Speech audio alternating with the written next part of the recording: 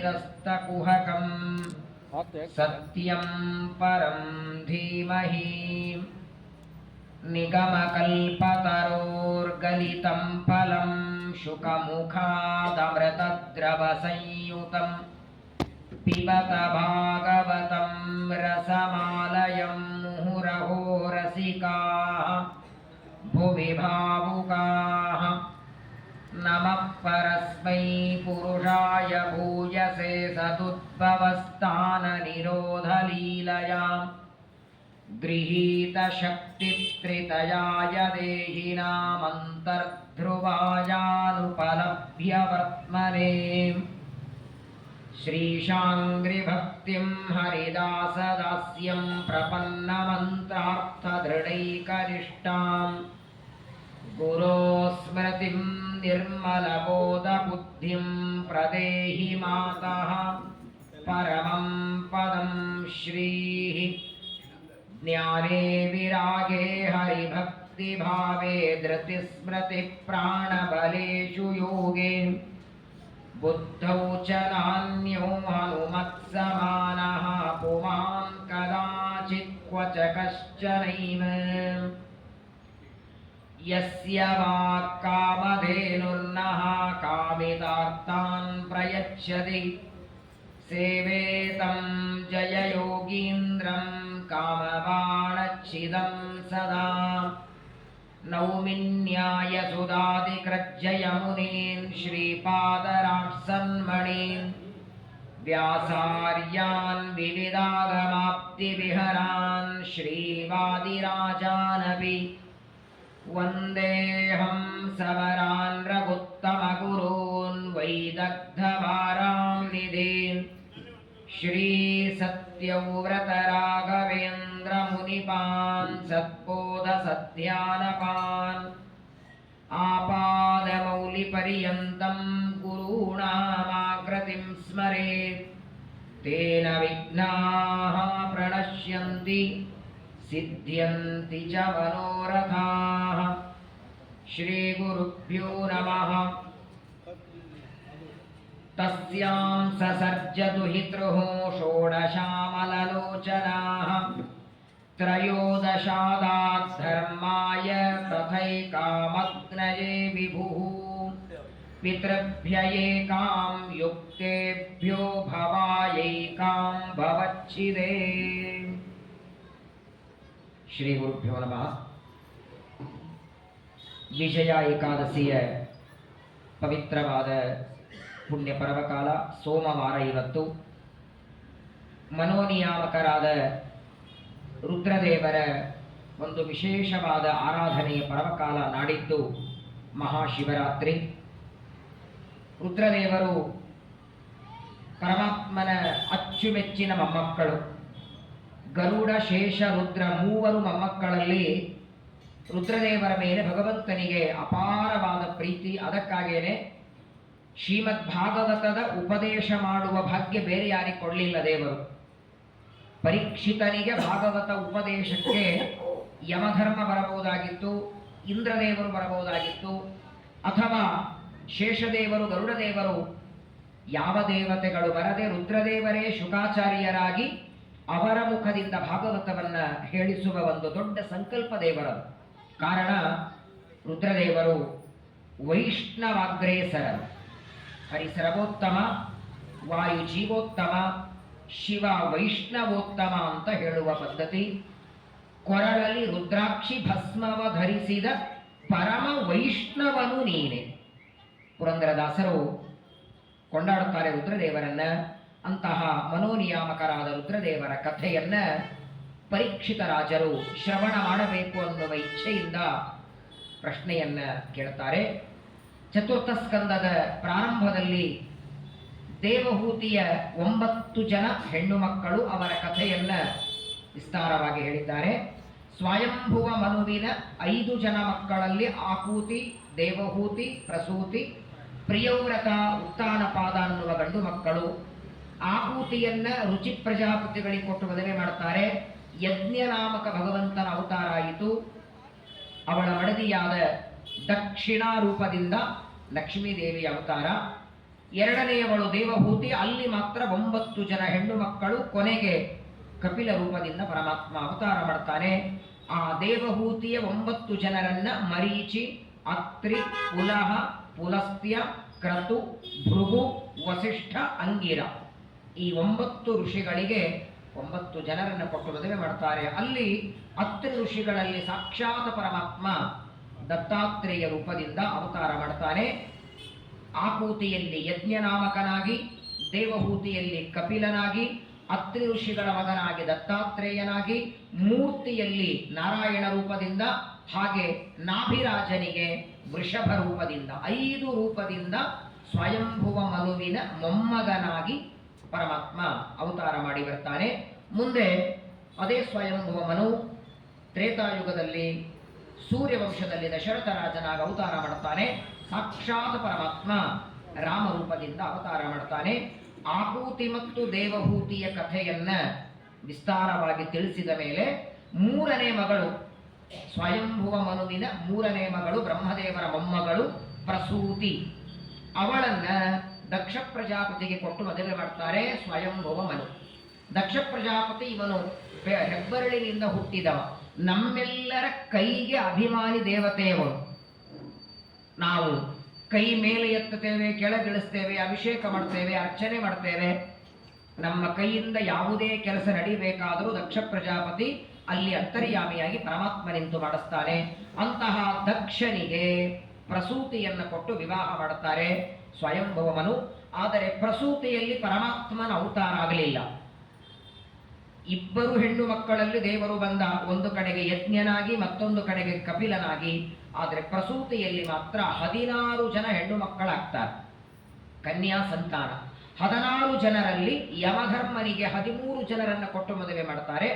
ಒಬ್ಬ ಮಗಳನ್ನ ಅಗ್ನಿದೇವರಿಗೆ, ಮತ್ತೊಬ್ಬಳನ್ನ ರುದ್ರದೇವರಿಗೆ, ಕೊನೆ ಮಗಳನ್ನ ಸತಿದೇವಿಯನ್ನ ರುದ್ರದೇವರಿಗೆ, ಪಿತೃದೇವತೆಗಳಿಗೆ 4 ಜನ ಅಳೆಯಂದರಲ್ಲಿ 16 ಜನ ಹೆಣ್ಣು ಮಕ್ಕಳ ಮದುವೆಯನ್ನ ವಿವಾಹ ಮಾಡಿಕೊಡ್ತಾರೆ. ಅದರಲ್ಲಿ ಆ 16 ಜನರ ಹೆಸರು ಹೇಳ್ತಾರೆ: ಶ್ರದ್ಧಾ, ಮೈತ್ರಿ, ದಯಾ, ಶಾಂತಿ, ತುಷ್ಟಿ, ಪುಷ್ಟಿ, ಕ್ರಿಯಾ, ಉನ್ನತಿ, ಬುದ್ಧಿ, ಮೇಧಾ, ತಿತಿಕ್ಷಾ, ರೀ, ಮೂರ್ತಿ. ಈ 13 ಜನ ಯಮಧರ್ಮನ ಮಡದಿಯರು. ಪ್ರಾಯ ಈ ಹೆಸರುಗಳು ಎಷ್ಟು ಚೆನ್ನಾಗಿದೆ ನೋಡಿ.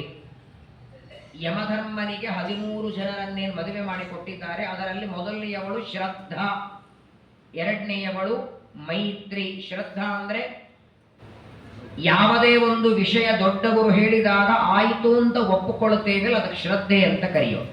ಯಾಕೆ ಅಂತ ವಾದ ಹಾಕದೆ ಜ್ಞಾನಿಗಳು ದೊಡ್ಡವರು ಹೇಳಿದ್ದಕ್ಕೆ ಇದು ಹೌದು ಅಂತ ನಂಬಿಕೆ ಇರೋದು ಶ್ರದ್ಧೆ.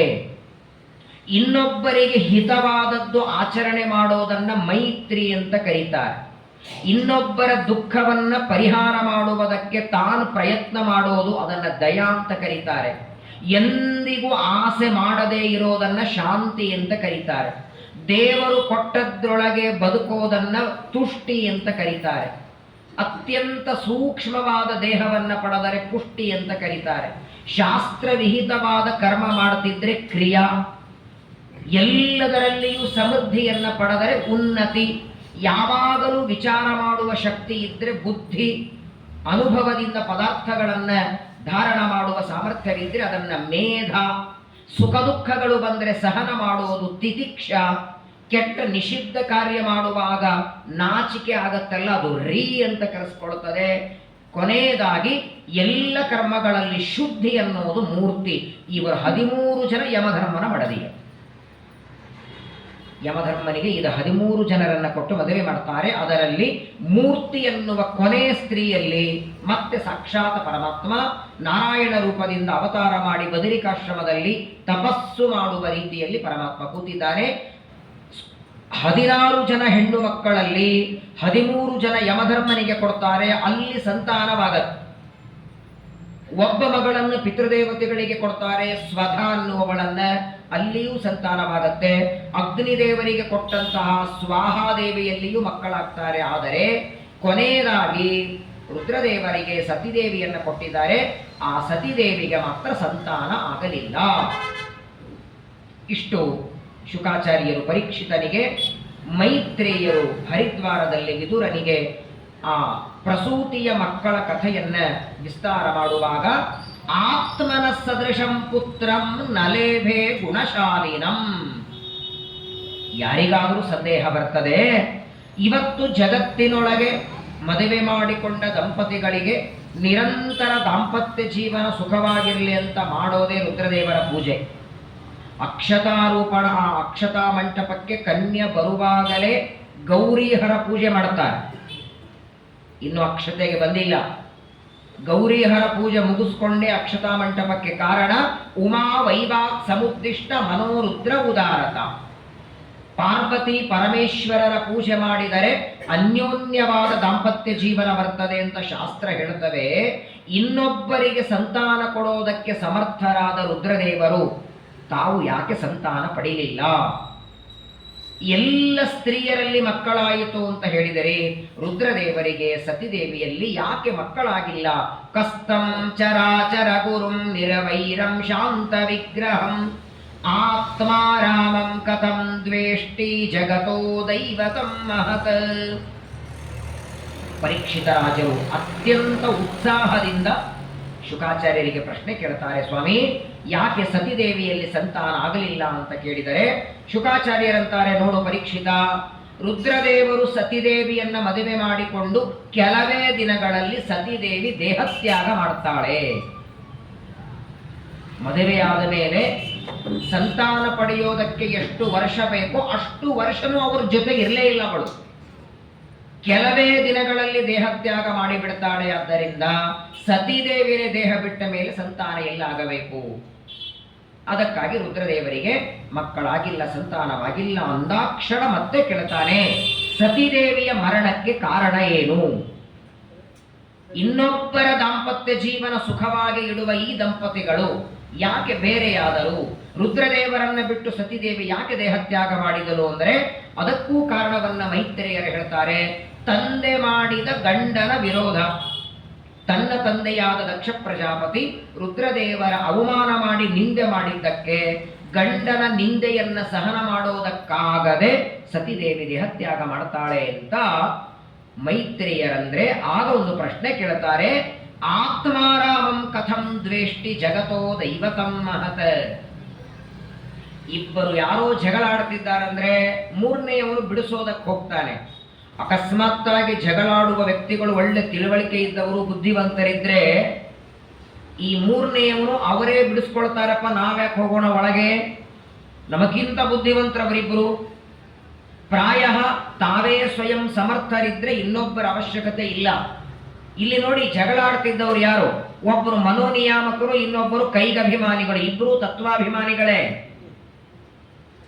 ಇಬ್ಬರು ಅಪರೋಕ್ಷ ಜ್ಞಾನಿಗಳೇ. ಮನೋನಿಯಾಮಕರಾದ ರುದ್ರದೇವರಿಗೂ ಮಾವನಾದ ದಕ್ಷನಿಗೂ ಘನಘೋರ ಜಗಳಾಯಿತು. ಹಳೆಯ ಮಾವಂದರದಲ್ಲಿ ಅವರಿಬ್ಬರ ಮಧ್ಯದಲ್ಲಿ ನಡೆದ ಜಗಳದೊಳಗೆ ಸತಿದೇವಿ ದೇಹತ್ಯಾಗ ಮಾಡ್ತಾಳೆ. ಇದನ್ನೇ ಜ್ಞಾನಿಗಳಾದ ವಾದಿರಾಜರು ಲಕ್ಷ್ಮೀ ಶೋಭಾನ ಪದ್ಯದಲ್ಲಿ ಈ ಮಾತನ್ನ ವಿವರಣೆ ಕೊಡ್ತಾರೆ. ಹಾಗಾಗಿ ಪರೀಕ್ಷಿತರು ಕೇಳ್ತಾರೆ, ಅತ್ತೆ ಮಾವಂದ ಅತ್ತೆ ಸೊಸೆಂದರಲ್ಲಿ ಏನೋ ಜಗಳ ಆದದ್ದು ಕಂಡಿದೆ. ಅವರ ಗುಣ ಇವರಿಗಾಗಿ ಬರಲ್ಲ, ಇವರದ್ದು ಅವರಿಗಾಗಿ ಬರೋದಿಲ್ಲ, ಏನೋ ವೈಮನಸ್ಸ ಕಲಹ ಇರುತ್ತದೆ. ಹಳೆಯ ಮಾವಂದರಲ್ಲಿ ಜಗಳ ಯಾಕೆ? ಇಬ್ಬರೂ ಸಾಮಾನ್ಯರಲ್ಲ, ತತ್ವಾಭಿಮಾನಿಗಳು, ಮಹಾಮೇಧಾವಿಗಳು, ಪ್ರಚಂಡ ಜ್ಞಾನ ಇದ್ದವರು. ಮಾವನಾದ ದಕ್ಷನಿಗೂ ಹಳೆಯನಾದ ರುದ್ರನಿಗೂ ಯಾಕೆ ಜಗಳ ಬಂತು? ಅವರಿಬ್ಬರ ಜಗಳದ ಮಧ್ಯದಲ್ಲಿ ಸತಿದೇವಿ ದೇಹ ಬಿಡುವ ಪ್ರಸಂಗ ಯಾಕೆ ಬಂತು? ಅದನ್ನು ನನಗೋಸ್ಕರ ವಿಸ್ತಾರವಾಗಿ ಹೇಳಬೇಕು ಅಂತ ವಿದುರ ಮೈತ್ರೇಯರಿಗೆ ಪ್ರಶ್ನೆ ಕೇಳ್ತಾನೆ. ಆ ರುದ್ರದೇವರ ಸಂಪೂರ್ಣವಾದ ಕಥೆಯನ್ನ ವಿದುರನಿಗೆ ಮೈತ್ರೇಯರು ಹೇಳ್ತಾರೆ. ಇವತ್ತು ಸೋಮವಾರ, ನಾಳೆ ನಾಡಿದ್ದು ರುದ್ರದೇವರ ಬಹಳ ದೊಡ್ಡ ದಿನ, ಮಹಾಶಿವರಾತ್ರಿ. ಪ್ರಪಂಚದೊಳಗೆ ನೋಡಿ, ಒಬ್ಬ ವ್ಯಕ್ತಿಯ ಶರೀರದೊಳಗೆ ಅತ್ಯಂತ ಪ್ರಧಾನವಾದ ಅಂಗ ಅಂದ್ರೆ ಮನಸ್ಸು. ಕಣ್ಣು ಕಾಣಲಿಲ್ಲ ಅಂದ್ರೆ ಕುರುಡ ಅಂತಾರೆ, ಕಿವಿ ಕೇಳಿಸ್ಲಿಲ್ಲ ಅಂದ್ರೆ ಕಿವುಡ ಅಂತಾರೆ, ಮಾತಾಡ್ಲಿಕ್ಕೆ ಬರಲಿಲ್ಲ ಅಂದ್ರೆ ಮೂಕ ಅಂತಾರೆ, ನಡಿಲಿಕ್ಕೆ ಬರಲಿಲ್ಲ ಅಂದ್ರೆ ಕುಂಟ ಅಂತಾರೆ, ಕೈ ಏನು ಆದರೆ ಚೊಂಚ ಅಂತಾರೆ. ಇದು ಎಲ್ಲ ಚೆನ್ನಾಗಿದ್ದು ಮನಸ್ಸು ಚೆನ್ನಾಗಿಲ್ಲ ಅಂದ್ರೆ ಏನನ್ಬೇಕು ಅವನನ್ನ?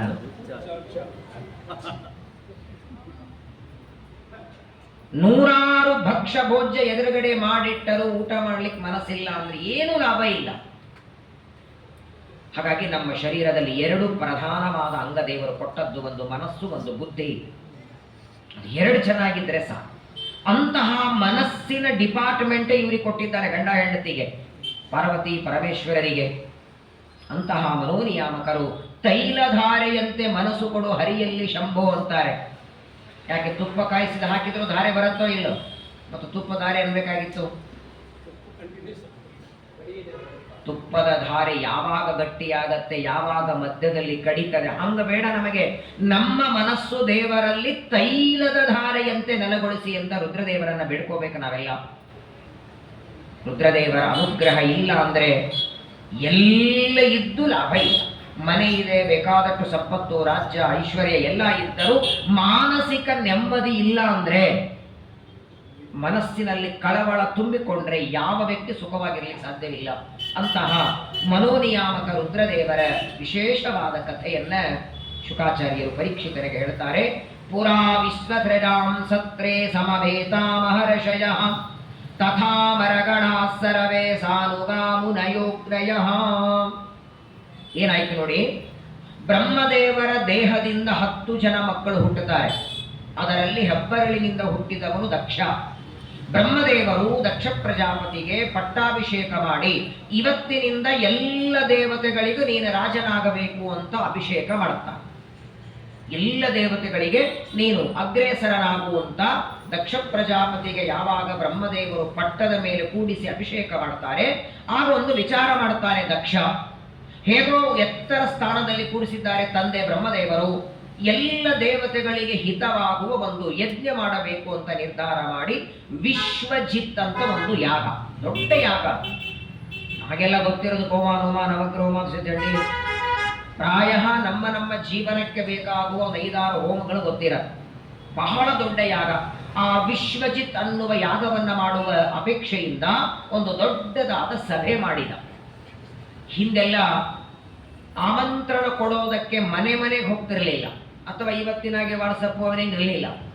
ತಾವು ಮಾಡುವ ಕಾರ್ಯಕ್ರಮಕ್ಕೆ ಆಮಂತ್ರಣ ಕೊಡಬೇಕು ಅಂದ್ರೆ ಒಂದು ಸಭೆ ಮಾಡಿ ಎಲ್ಲರನ್ನು ಸಭೆಗೆ ಕರೆದು ಆ ಸಭೆಯೊಳಗೆ ಆಮಂತ್ರಣ ಕೊಡೋ ಪದ್ಧತಿ. ಎಲ್ಲರಿಗೂ ಯಜ್ಞಕ್ಕಾಗಿ ಆಮಂತ್ರಣ ಕೊಡಬೇಕು ಅಂತ ಒಂದು ದೊಡ್ಡದಾದ ಸಭೆಯನ್ನ ಮಾಡಿ, ಆ ಸಭೆಯಲ್ಲಿ ಅಗ್ರಸ್ಥಾನವಾಗಿ ಬ್ರಹ್ಮದೇವರನ್ನು ಕೂಡಿಸಿದ್ದಾರೆ. ಬ್ರಹ್ಮದೇವರ ಪಕ್ಕದಲ್ಲಿ ರುದ್ರದೇವರು ಕೂತಿದ್ದಾರೆ. ಒಂದು ಬದಿಯಲ್ಲಿ ದೇವತೆಗಳಿಗೆ, ಇನ್ನೊಂದು ಕಡೆಗೆ ಗಂಧರ್ವರಿಗೆ, ಯಕ್ಷರಿಗೆ, ಅವರವರಿಗೆ ಯೋಗ್ಯವಾದ ಆಸನಗಳು. ಎಲ್ಲರೂ ಬಂದು ಸಭೆಯಲ್ಲಿ ಬಂದು ಕೂತಿದ್ದಾರೆ.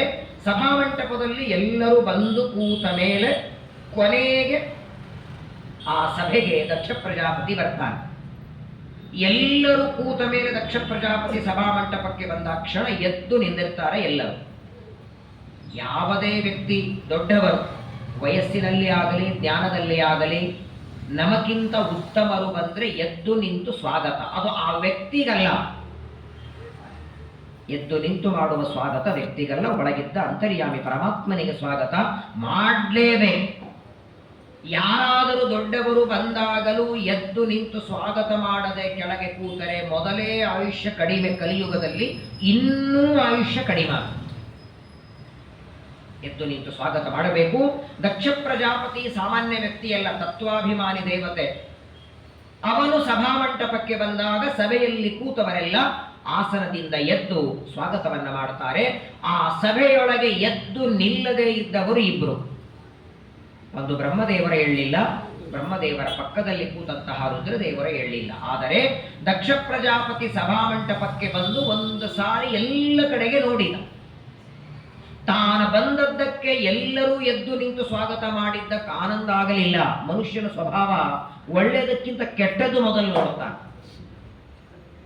ಏನು ಮಾಡಿದ್ದಾರೆ ಅದನ್ನು ನೋಡಲ್ಲ.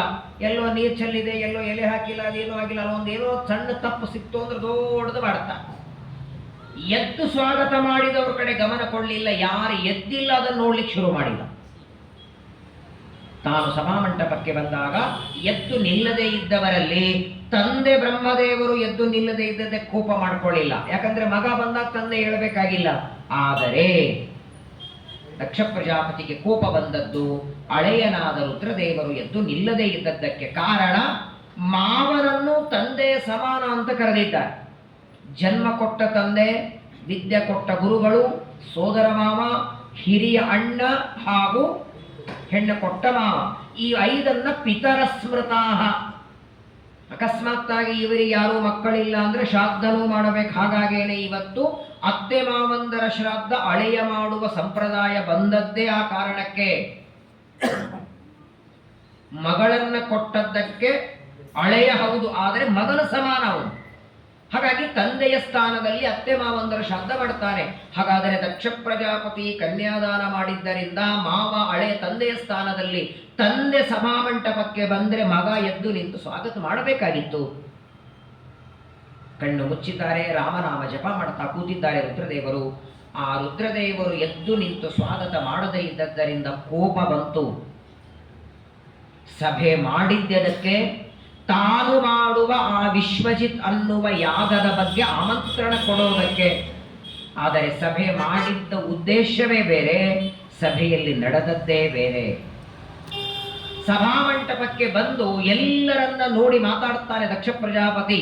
ಶ್ರೂಯತಾಂ ಬ್ರಹ್ಮರ್ಷಯೋ ಮೇ ಸಹ ಸವ್ಯಾಸಹಾಗ್ನಯ. ಎಲ್ಲ ದೇವತೆಗಳಿಗತ್ತಾನೆ, ನಾನೊಂದು ಮಾತು ಹೇಳ್ತೇನೆ, ಸ್ವಲ್ಪ ನನ್ನ ಕಡೆ ಗಮನ ಕೊಡಿ ಎಲ್ಲರೂ. ನಾನು ಹೇಳೋ ಮಾತನ್ನ ನೀವೆಲ್ಲ ಗಮನ ಕೊಟ್ಟು ಕೇಳಬೇಕು ಅಂತಾರೆ. ಎಲ್ಲರೂ ಶಾಂತ ಕೂತಿದ್ದಾರೆ. ಏನ್ ಮಾತಾಡ್ತಾನೆ, ಏನು ಯಜ್ಞದ ಬಗ್ಗೆ ಏನು ವಿಚಾರ ಹೇಳ್ತಾನೆ ಅಂತ ಕೇಳೋದಕ್ಕೆ ಕೂತಿದ್ದಾರೆ. ಆದರೆ ದಕ್ಷ ಪ್ರಜಾಪತಿ ಯಾವ ಯಜ್ಞದ ವಿಚಾರ ತಗಿಲೇ ಇಲ್ಲ. ಅಯಂತು ಲೋಕಪಾಲಾನಾಂ ಯಶಗ್ನೋ ನಿರಪತ್ರಪಃ ಸದ್ಭಿರಾಚರಿತ ಪಂಥ ಏನ ಸ್ತಬ್ಧೇನ ದೂಷಿತಃ.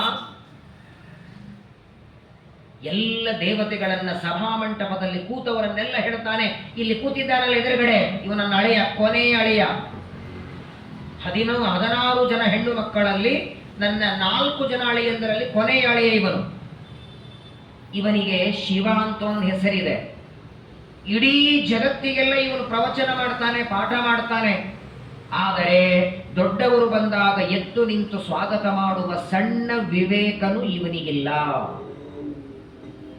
ಇನ್ನೊಬ್ಬರಿಗೆ ಹೇಳೋದು ಮಾತ್ರವಲ್ಲ, ತಾವು ಆಚರಣೆ ಮಾಡಬೇಕು. ಇವತ್ತಿನವರೆಗೆ ಇರುವ ಸಂಪ್ರದಾಯನೇ ಇವನು ಮುರಿದು ಹಾಕಿಬಿಟ್ಟ. ಮಾವನಾದ ನಾನು ಸಭಾಮಂಟಪಕ್ಕೆ ಬಂದಾಗ ಎದ್ದು ನಿಂತು ಸ್ವಾಗತ ಮಾಡಬೇಕಾಗಿತ್ತು, ಮಾಡಲಿಲ್ಲ. ಇಂಥವನಿಗೆ ನಾನು ಮಗಳನ್ನು ಕೊಟ್ಟು ತಪ್ಪು ಮಾಡಿದೆ ಅಂತಾನೆ. ಸಣ್ಣ ಒಂದು ತಂಬಿಗೆ ಕೊಡಬೇಕಾದರೇನೆ ನಾನು ಕೊಟ್ಟ ತಂಬಿಗೆ ಆಚಾರ್ಯರು ಪೂಜೆಗೆ ಬಳಸ್ತಾರೋ ಇಲ್ಲೋ ಆಲೋಚನೆ ಮಾಡಿ ಕೊಡ್ತಾರೆ.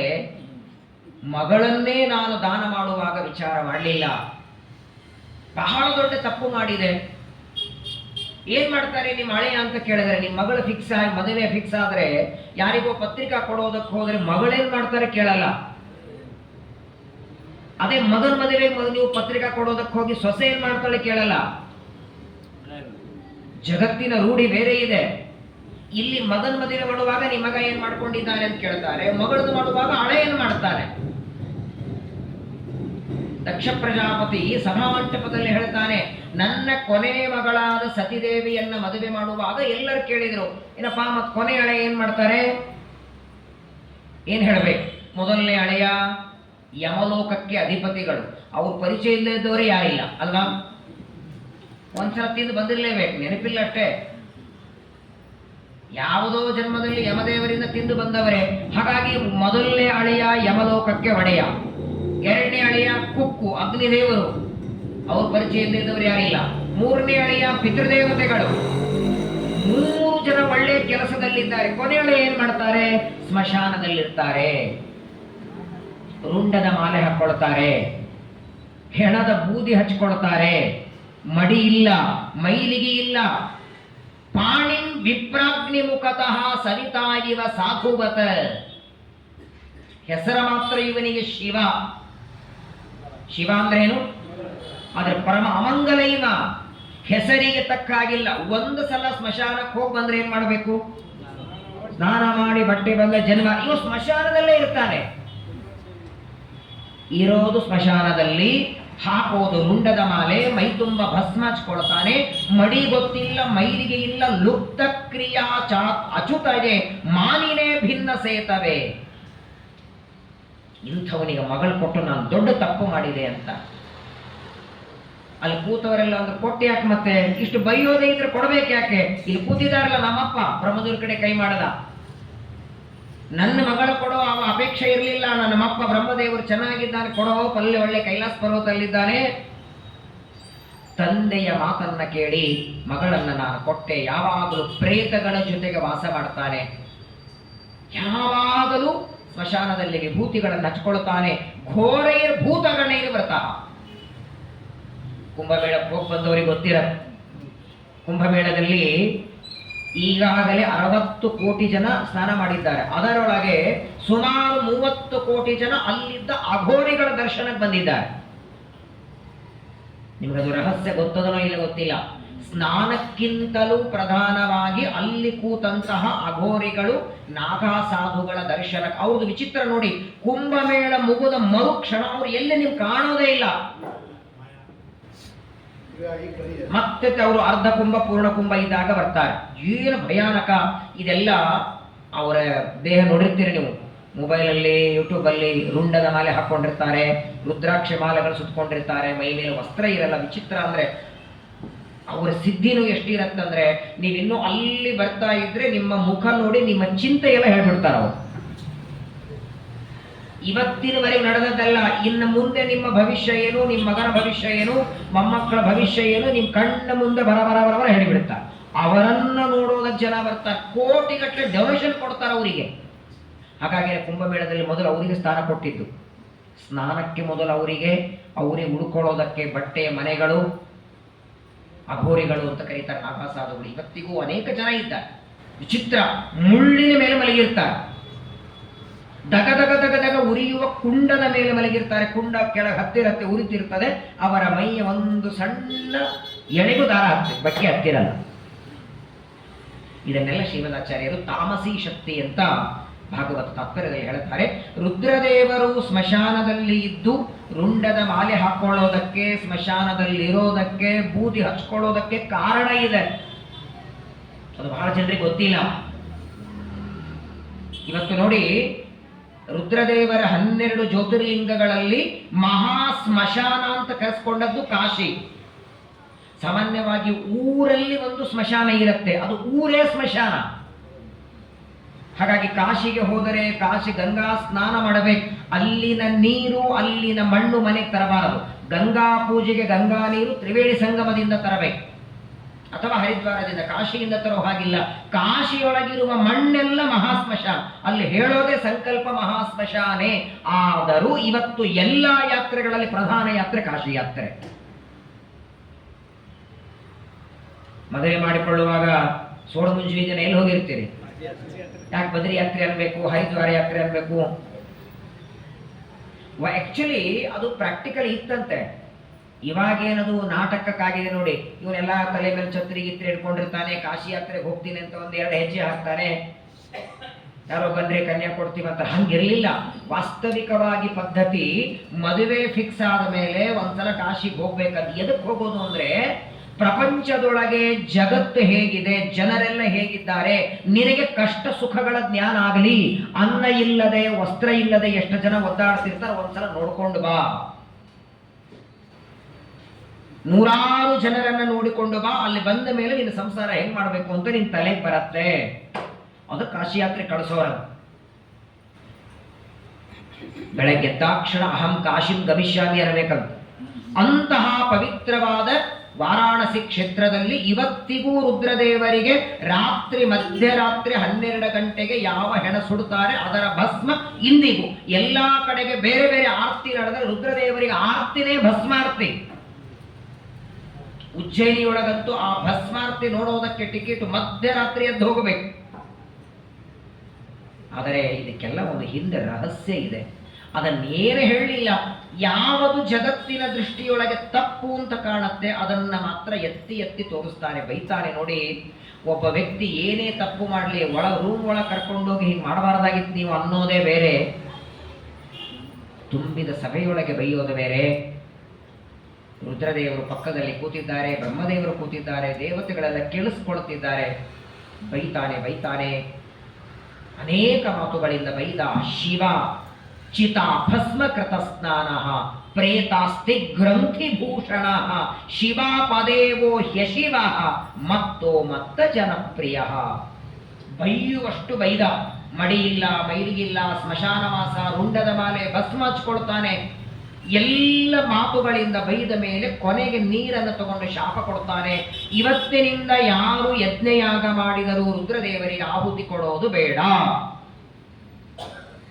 ಯಜ್ಞಗಳಲ್ಲಿ ಇವರಿಗೆ ಆಹುತಿನೇ ಸಿಗೋದು ಬೇಡ ಅಂತ ಶಾಪ ಕೊಡ್ತಾನೆ. ಇಷ್ಟು ನಡೆದಿದೆ.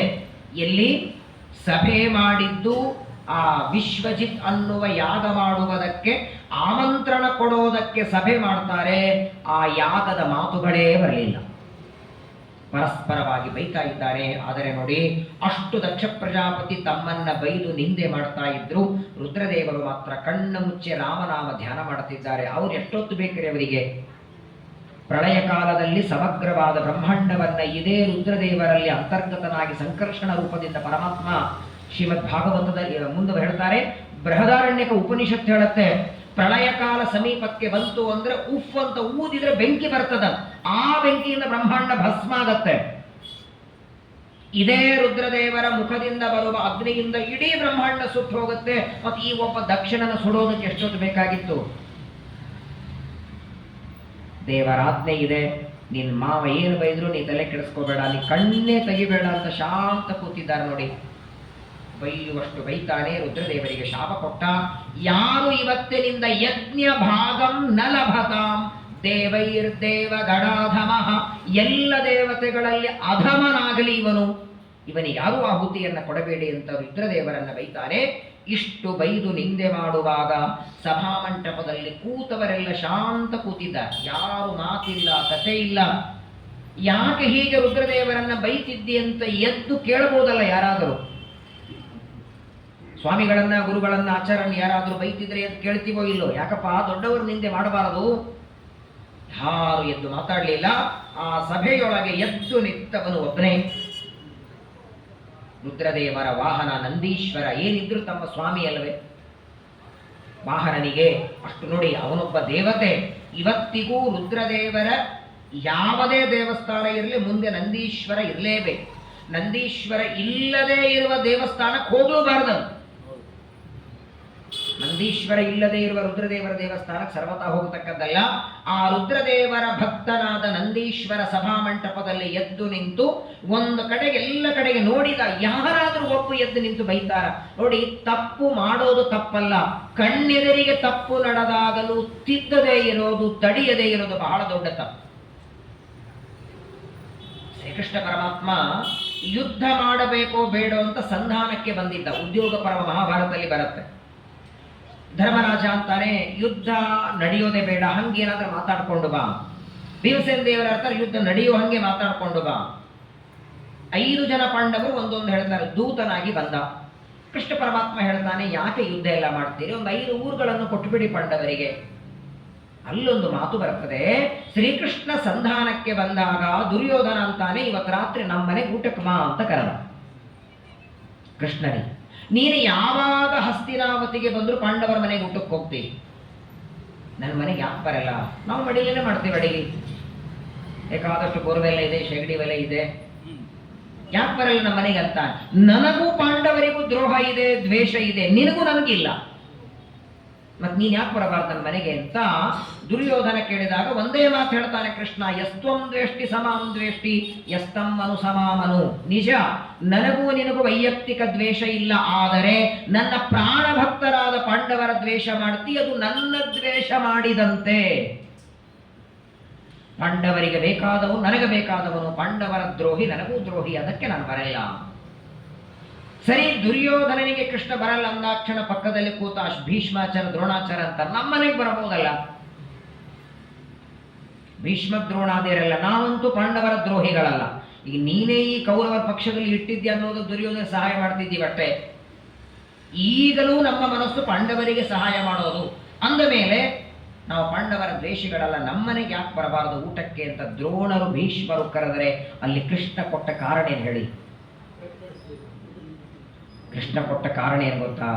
ದ್ರೌಪದಿಯ ವಸ್ತ್ರಾಪಹಾರ ನಡೆದಾಗ ಎದ್ದು ನಿಂತು ನೀವು ಯಾರು ತಡಿಲಿಲ್ಲ, ಅದಕ್ಕೆ ನಿಮ್ಮ ಮನೆಗೆ ಬರಲ್ಲ ಅಂತಾನೆ. ನೀವು ಅಷ್ಟಾದ್ರೂ ಮಾಡಬೇಕು. ದುರ್ಯೋಧನ ನಮ್ಮ ಮಾತು ಕೇಳಲ್ಲ, ನಾವು ಹೇಳಿದ್ರು ವೇಸ್ಟು, ಅದೆಲ್ಲ ಸರಿ, ಎದ್ದು ನಿಂತು ಪ್ರಯತ್ನವಾದರೆ ಮಾಡಬೇಕಾಗಿತ್ತು, ನೀವು ಯಾರೂ ಮಾಡಲಿಲ್ಲ. ನನ್ನ ಭಕ್ತಳಾದ ದ್ರೌಪದಿಯ ಅವಮಾನ ನಡೆದಾಗ ನೀವೆಲ್ಲರೂ ಸುಮ್ಮನೆ ಕೂತದ್ದಕ್ಕೆ ನೀವೆಲ್ಲರೂ ಒಂದರ್ಥದಲ್ಲಿ ತಪ್ಪು ಮಾಡಿದ್ದೀರಿ, ಅದಕ್ಕೂ ನಿಮ್ಮ ಮನೆಗೆ ಬರಲ್ಲ. ಕೊನೆಗೆ ವಿದೂರ ಕರೀತಾನೆ, ನಿನ್ನ ಮನೆಗೆ ಬರ್ತೇನೆ ಅಂತಾನೆ ದೇವ. ಎಂದಿಗೂ ಪರಮಾತ್ಮನಿಗೆ ದೇವರಿಗೆ ನಾವು ವಿರೋಧ ಮಾಡ, ದೇವರ ದ್ವೇಷಗ ಭಗವಂತನ ಭಕ್ತರ ವಿರೋಧವು ದೇವರ ವಿರೋಧವೇ. ನಂದೀಶ್ವರ ಅಂತಾನೆ, ಇಷ್ಟು ದೊಡ್ಡದಾದ ಸಭಾಮಂಟಪದಲ್ಲಿ ಎಲ್ಲರೂ ಕೂತಿದ್ದೀರಿ, ಬ್ರಾಹ್ಮಣರಿದ್ದಾರೆ, ದೇವತೆಗಳಿದ್ದಾರೆ, ಋಷಿಗಳಿದ್ದಾರೆ, ಅಗ್ನಿಗಳಿದ್ದಾರೆ. ಯಾರಾದರೂ ಒಬ್ಬರು ಎದ್ದು ನಿಂತು ದಕ್ಷ ಪ್ರಜಾಪತಿಗೆ ಒಂದು ಪ್ರಶ್ನೆ ಕೇಳಬೇಕಾಗಿತ್ತು, ನೀವು ಯಾಕೆ ನಿಂದೆ ಮಾಡ್ತಿದ್ದಿ? ನೀವೆಲ್ಲ ಬ್ರಾಹ್ಮಣರು ನಾಳೆ ಶಿವರಾತ್ರಿ, ನಾಡಿದ್ದೇನ್ ಮಾಡ್ತೀರಿ? ಬುಧವಾರ ಬೆಳಗ್ಗೆ 6 ಗಂಟೆಗೆ 6:30 ಗಂಟೆಗೆ ಸ್ನಾನ ಮಾಡಿ ರುದ್ರದೇವರೇ ನಮೋ ಶಿವಾಯ ಚ ರುದ್ರಾಯ ಚ ನಮಸ್ತಾಮ್ರಾಯ ಚ. ಸೋಮವಾರ ಬಂತು ಅಂದ್ರೆ ರುದ್ರದೇವರಿಗೆ ಅಭಿಷೇಕ ಮಾಡ್ತೀರಿ, ಪೂಜಾ ಮಾಡ್ತೀರಿ. ಯಾವ ರುದ್ರದೇವರನ್ನ ಮನೆಯೊಳಗೆ ಪೂಜಾ ಮಾಡ್ತೀರಿ, ಅವರನ್ನ ಇಲ್ಲಿ ನಿಂದೆ ಮಾಡ್ತಿದ್ರೆ ಎದ್ದು ತಡಿಲಿಲ್ಲ ನೀವು. ಕಣ್ಣು ಕೆಂಪು ಮಾಡ್ತಾನೆ, ಕೈಯೊಳಗೆ ನೀರು ತಗೊಡ್ತಾನೆ. ಮೊದಲು ದಕ್ಷ ಪ್ರಜಾಪತಿಗೆ 2 ಶಾಪ ಕೊಡ್ತಾನೆ. ನಂದೀಶ್ವರ ದಕ್ಷ ಪ್ರಜಾಪತಿಗೆ ಮೊದಲನೇ ಶಾಪ, ಯಯೇತನ್ಮರ್ತ್ಯ ಮುದ್ದಿಶ್ಯ ಭಗವತ್ಯ ಪ್ರತಿದ್ರುಹಿ ದೃಹತ್ಯಜ್ಞ ಪ್ರತದೃಷ್ಟಿ ತತ್ವತೋ ವಿಮುಖೋ ಭವೇ. ನಂದೀಶ್ವರ ಕೊಟ್ಟ ಮೊದಲನೇ ಶಾಪ, ರುಂಡ ಕತ್ತರಿಸಿ ಕುಂಡದಲ್ಲಿ ಬೀಳಿ. ಇದು 2ನೇ ಶಾಪ ದಕ್ಷ ಪ್ರಜಾಪತಿಗೆ. ಮೊದಲನೇ ಶಾಪ, ಇವತ್ತಿನವರೆಗೆ ನೀನು ಸಂಪಾದನೆ ಮಾಡಿದ ತತ್ವಜ್ಞಾನವೆಲ್ಲ ಮರ್ತೋಗಲಿ ಅಂತ ಶಾಪ ಕೊಡ್ತಾನೆ. ಜ್ಞಾನ ಶೂನ್ಯನಾಗು. ಮೊದಲನೇ ಶಾಪ, ತತ್ವಜ್ಞಾನವೆಲ್ಲ ದೂರವಾಗಲಿ. 2ನೇ ಶಾಪ, ಯಾವ ಮುಖದಿಂದ ರುದ್ರದೇವರ ನಿಂದೆ ಮಾಡಿದ್ದಿ ಆ ನಿನ್ನ ರುಂಡ ಕತ್ತರಿಸಿ ಅಗ್ನಿಕುಂಡದಲ್ಲಿ ಬೀಳಿ. ಶಾಪೇನ ಕೊಟ್ಟ. ಇಲ್ಲಿ ನಂದೀಶ್ವರ ದೊಡ್ಡವನು, ದಕ್ಷ ಪ್ರಜಾಪತಿ ದೊಡ್ಡವನು ಯೋಗ್ಯತೆಯೊಳಗೆ. ದೊಡ್ಡವರಿಗೆ ಸಣ್ಣವರು ಶಾಪ ಕೊಟ್ಟರೆ ಏನಾಗತ್ತೆ? ಮಣ್ಣಿನ ಹೆಂಟೆ ಗೋಡೆಗೆ ಹೊಡೆದರೆ ಗೋಡೆಗೆ ಏನಾಗತ್ತ? ಮಣ್ಣಿನ ಹೆಂಟೆ ಹೊಡೆಯುತ್ತೆ. ಹಾಗಾದರೆ ತತ್ವಜ್ಞಾನದಿಂದ ವಿಮುಖನಾಗುವಂತ ದಕ್ಷ ಪ್ರಜಾಪತಿಗೆ ಶಾಪ ಕೊಡ್ತಾನೆ. ಇದು ಸರಿನೋ ತಪ್ಪೋ? ಯಾರು ಬೇಕು ಮತ್ತೆ? ನಂದೀಶ್ವರ ದಕ್ಷ ಪ್ರಜಾಪತಿಗೆ ಶಾಪ ಕೊಟ್ಟದ್ದು ಎಷ್ಟರ ಮಟ್ಟಿಗೆ ಸರಿ? ಮತ್ತೆ ನಮ್ಮ ಆನಂದ ತೀರ್ಥ ಭಗವತ್ಪಾದಾಚಾರ್ಯರು ಶ್ರೀಮದಾಚಾರ್ಯರಂತಾರೆ, ಯೇ ಜ್ಞಾನ ವಿಷಯ ಶಾಪಾಹ ಮುಕ್ತಿಗಾಸ್ತೇಧಿಕಾರಿಣಾಂ ಕಾದಾಚಿತ್ಕಾಸ್ತೆ ಭವಂತಿ ನೈವತೆ ಸಾರ್ವಕಾಲಿಕ. ಮರಿಬೇಡಿ, ಇದು ಇಲ್ಲಿ ಮಾತ್ರ ಅಲ್ಲ, ಎಲ್ಲ ಕಡೆಗೆ.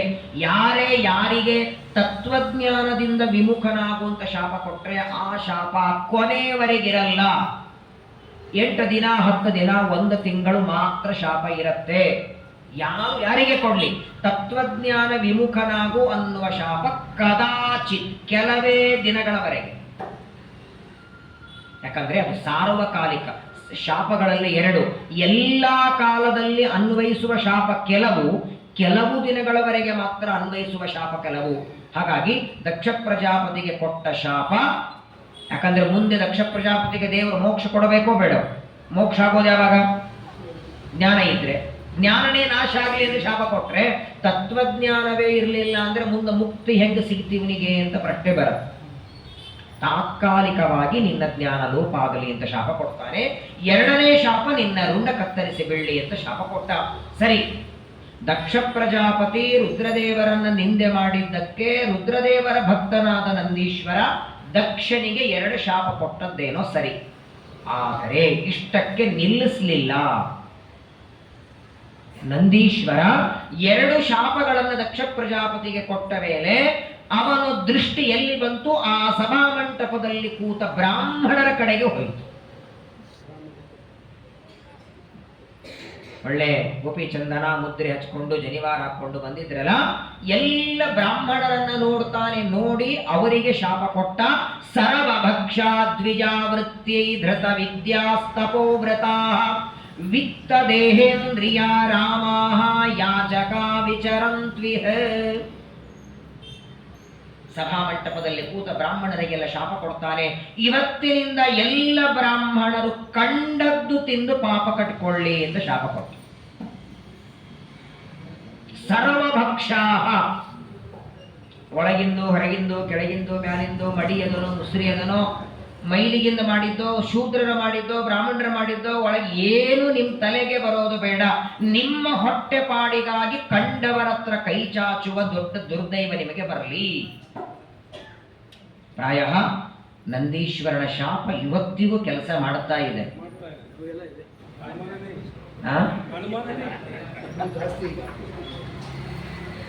ಒಬ್ಬ ಗೃಹಸ್ಥರು ನನಗೆ ಫೋನ್ ಮಾಡಿದರು, ನಾಡಿದ್ದು ಒಂದು ತಿಂಗಳ ಹಿಂದೆ, ನಾಳೆ ನಮ್ಮ ತಂದೆ ಶ್ರಾದ್ದ ಇದೆ, ನೀವು ಬಂದು ಮಾಡಿಸ್ಬೇಕು ಅಂತ.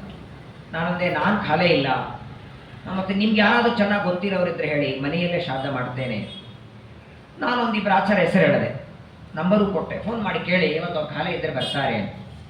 ಆ ಯಜಮಾನ ಆಚಾರ್ಯಗೆ ಫೋನ್ ಮಾಡಿದರು, ಮತ್ತು ಹಿಂಗೆ ಆಚಾರ ನಿಮ್ಮ ನಂಬರ್ ಕೊಟ್ಟಿದ್ದಾರೆ, ಬರ್ತೀನಿ ಮಾಡಿಸ್ತೀನಿ ಅಂತ. ಶ್ರಾದ್ದ ಆಯಿತು, ಅವತ್ತು ಅವ್ರ ಮನೆಯಲ್ಲಿ ಅಡುಗೆ ಆಯಿತು, ಊಟ ಆಯಿತು, ಅವರೆಲ್ಲ ದಕ್ಷಿಣೆ ಎಲ್ಲ ಕೊಟ್ಟದ್ದಾಯಿತು ಆಚಾರ್ಯಗೆ. ದುರ್ದೈವ ಅಂದರೆ ಸಾಯಂಕಾಲದ ಹೊತ್ತು ಆ ಶ್ರಾದ್ದ ಮಾಡಿದ ಯಜಮಾನ ಯಾವುದೋ ಕೆಲಸಕ್ಕೆ ಹೊರಟಿದ್ದ. ಪ್ರಾತಃ ಕಾಲ ಶ್ರಾದ್ದ ಮಾಡಿಸಿ ಮನೆಯಲ್ಲಿ ಊಟ ಮಾಡಿದ ಆಚಾರ ಹೋಟೆಲಲ್ಲಿ ಕೂತಿದ್ರು ರಾತ್ರಿ ಫಲಹಾರಕ್ಕೆ. ಆಚಾರ್ಯ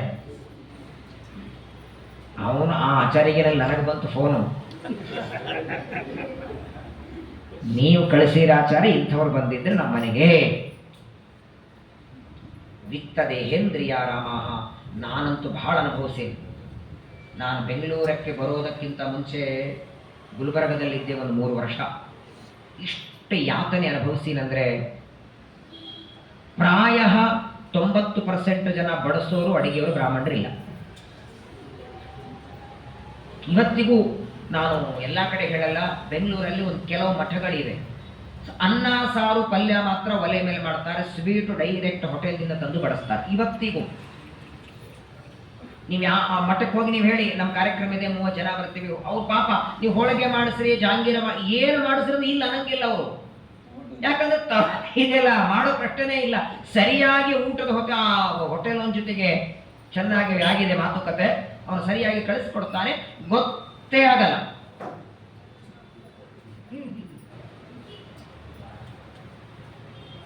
ಹಿಂದಿನ ದಿನ ಮಟನ್ ಶಾಪಲ್ಲಿ ಕಟ್ ಮಾಡೋ ವ್ಯಕ್ತಿ ಮಾರನೇ ದಿನ ಜಡಮರ ಹಾಕೊಂಡು ಬಳಸ್ಲಿಕ್ಕೆ ಬಂದಿದ್ದ. ಒಂದು ಲಗ್ನ ಮದುವೆಗೆ ನಾನು ಹೋಗಿದ್ದೆ.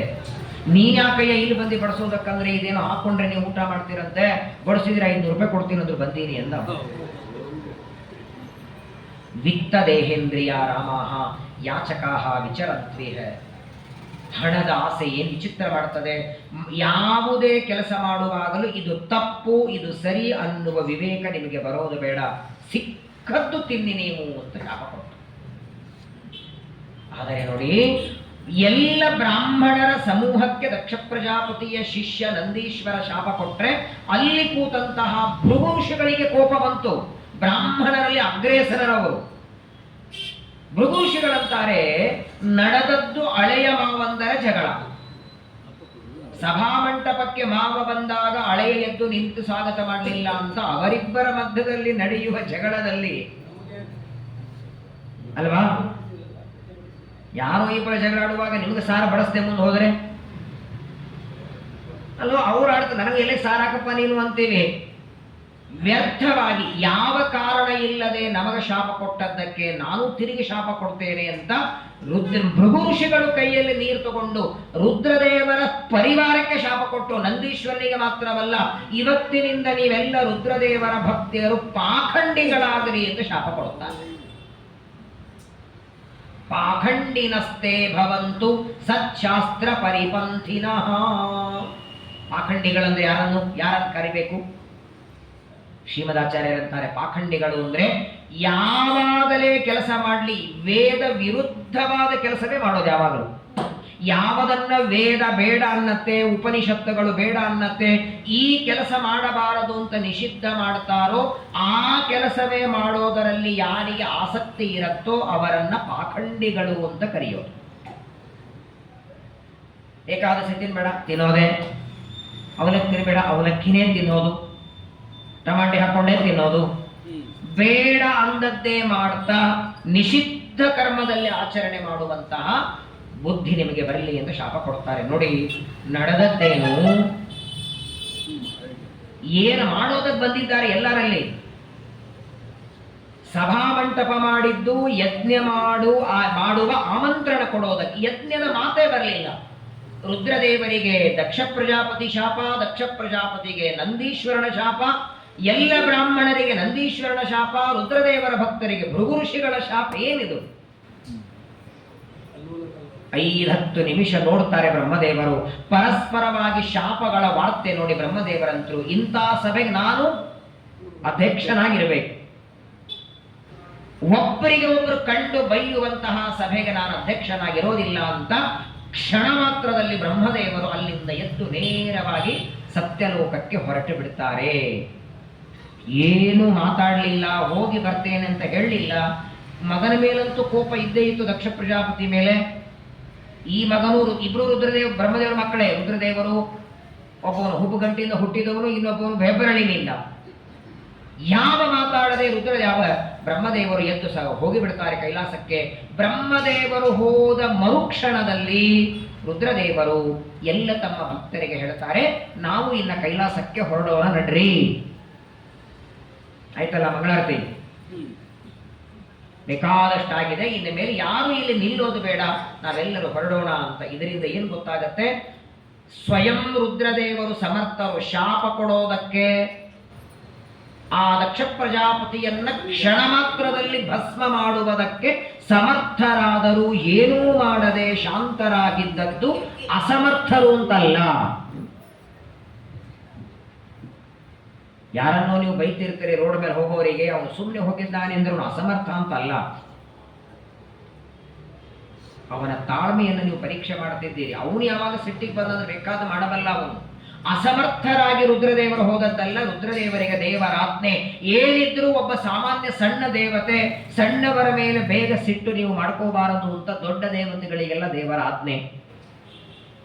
ಭಗವಂತನ ಆಜ್ಞೆಯನ್ನ ಪಾಲನೆ ಮಾಡುತ್ತಾರೆ, ಹೊರಟೇ ಬಿಡ್ತಾರೆ ರುದ್ರದೇವರು. ಆದರೆ ನೋಡಿ, ರುದ್ರದೇವರು ಕೈಲಾಸಕ್ಕೆ ಹೊರಟಾಕ್ಷಣ ದಕ್ಷ ಪ್ರಜಾಪತಿಗೆ ಸಿಟ್ಟು ಕಡಿಮೆ ಆಗಬೇಕಾಗಿತ್ತು, ವಾಸ್ತವಿಕವಾಗಿ ಆಗಲಿಲ್ಲ, ಇನ್ನೂ ಹೆಚ್ಚಾಯಿತಂತೆ. ಈಗ ಒಬ್ಬ ವ್ಯಕ್ತಿಯನ್ನ ನೀವಿಲ್ಲಿ ಬೈತಿರ್ತೇವೆ, ಒಂದು 5-6 ಬೈಸ್ಕೊಂಡ ಮೇಲೆ ಆ ವ್ಯಕ್ತಿ ಹಾಗೆ ಹೋಗ್ತಿರ್ತಾನೆ. ಅವನು ನೋಡಿ ಏನಿಸ್ತದೆ?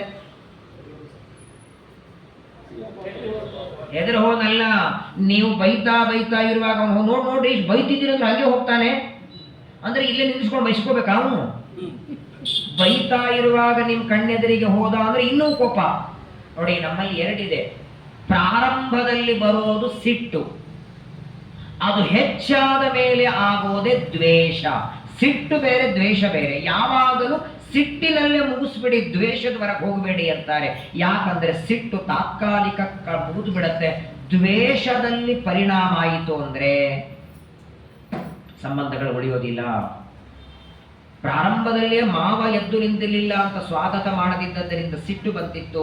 ಆ ಸಿಟ್ಟು ಕ್ರಮೇಣ ದ್ವೇಷ ಆಯಿತು. ದ್ವೇಷವಾಗಿ ಏನಾದರೂ ಮಾಡಿ ರುದ್ರದೇವರನ್ನ ನಿಂದೆ ಅವಮಾನ ಮಾಡಬೇಕು. ಈಗ ಅವಮಾನ ಮಾಡೋದಕ್ಕೆ ಒಂದೇ ದಾರಿ. ರುದ್ರದೇವರನ್ನ ನಿಂದೆ ಅವಮಾನ ಮಾಡಲಿಕ್ಕೆ ಒಂದೇ ಒಂದು ಮಾರ್ಗ. ಅಂದ್ರೆ ನಾನೇ ಶಾಪ ಕೊಟ್ಟದ್ದು ಯಜ್ಞದಲ್ಲಿ ಆಹುತಿ ಕೊಡಬಾರದು ಅಂತ. ಈಗ ನಾನೇ ಒಂದು ದೊಡ್ಡ ಯಜ್ಞ ಮಾಡಿ ಎಲ್ಲರಿಗೂ ಕರೆದು ಆಹುತಿ ಕೊಡಬೇಕು, ರುದ್ರದೇವರಿಗೆ ಕೊಡಬಾರದು. ಎಲ್ಲರಿಗೂ ಕರೆದು ಮಾವ ಅಳೆಯನನ್ನ ಕರೆಯದೆ ಇದ್ರೆ ಇದಕ್ಕಿಂತ ದೊಡ್ಡ ಅವಮಾನ ಇನ್ನೊಂದಿಲ್ಲ.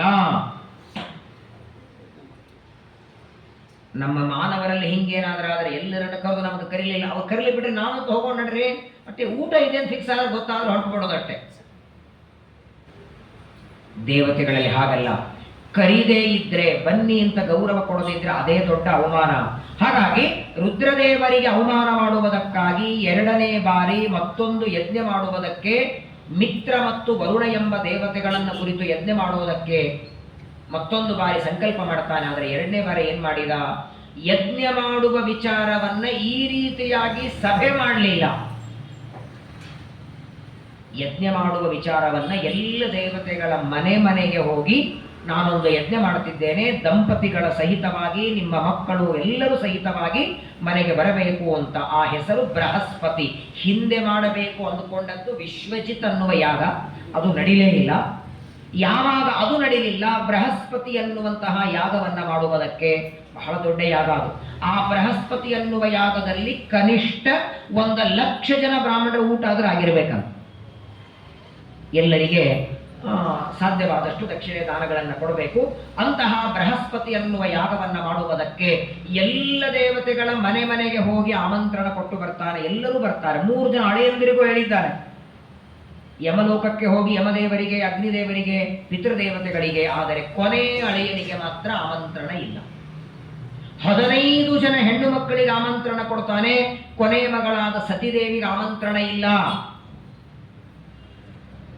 ಎಲ್ಲ ದೇವತೆಗಳು ಒಳ್ಳೆ ಅಲಂಕಾರ ಮಾಡಿಕೊಂಡು ರಥದಲ್ಲಿ, ಆನೆಯಲ್ಲಿ, ಕುದುರೆಯಲ್ಲಿ, ಎಲ್ಲ ದೇವತೆಗಳು ದಕ್ಷ ಪ್ರಜಾಪತಿಯ ಸಭಾಮಂಟಪಕ್ಕೆ ಬರಬೇಕಾದ್ರೆ ಆಂದವೇ ದಾರಿ ಕೈಲಾಸ ಮೇಲಿಂದ ಬರಬೇಕು, ಬೇರೆ ದಾರಿ ಇರಲಿಲ್ಲ. ಎಲ್ಲರೂ ರುದ್ರದೇವರ ಮನೆ ಮುಂದಿಂದೇ ಬರಬೇಕು. ಒಬ್ಬರಾದ ಮೇಲೆ ಒಬ್ಬರು ಆನೆ ಮೇಲೆ, ಕುದುರೆ ಮೇಲೆ, ರಥದಲ್ಲಿ ಹೊರಟಿದ್ದಾರೆ, ಅಲಂಕಾರ ಮಾಡಿಕೊಂಡಿದ್ದಾರೆ. ಒಳಗಡೆ ರುದ್ರದೇವರು ಧ್ಯಾನ ಮಾಡ್ತಾ ಕೂತಿದ್ದಾರೆ. ಹೊರಗೆ ಬಂದು ಸತಿದೇವಿ ನೋಡ್ತಾಳೆ, ಒಬ್ಬರಾದ ಮೇಲೆ ಒಬ್ಬರು ಹೊರಟಿದ್ದಾರೆ. ಎಲ್ಲಿ ಹೊರಟೀರಿ ಎಂದು ಕೇಳ್ತಾರೆ. ಈಗಾದ್ರೆ ಕುಂಭಮೇಳಕ್ಕಂತಾದ್ರೆ ಹೇಳ್ಬೋದು, ಆಗದು ಇರಲಿಲ್ಲ.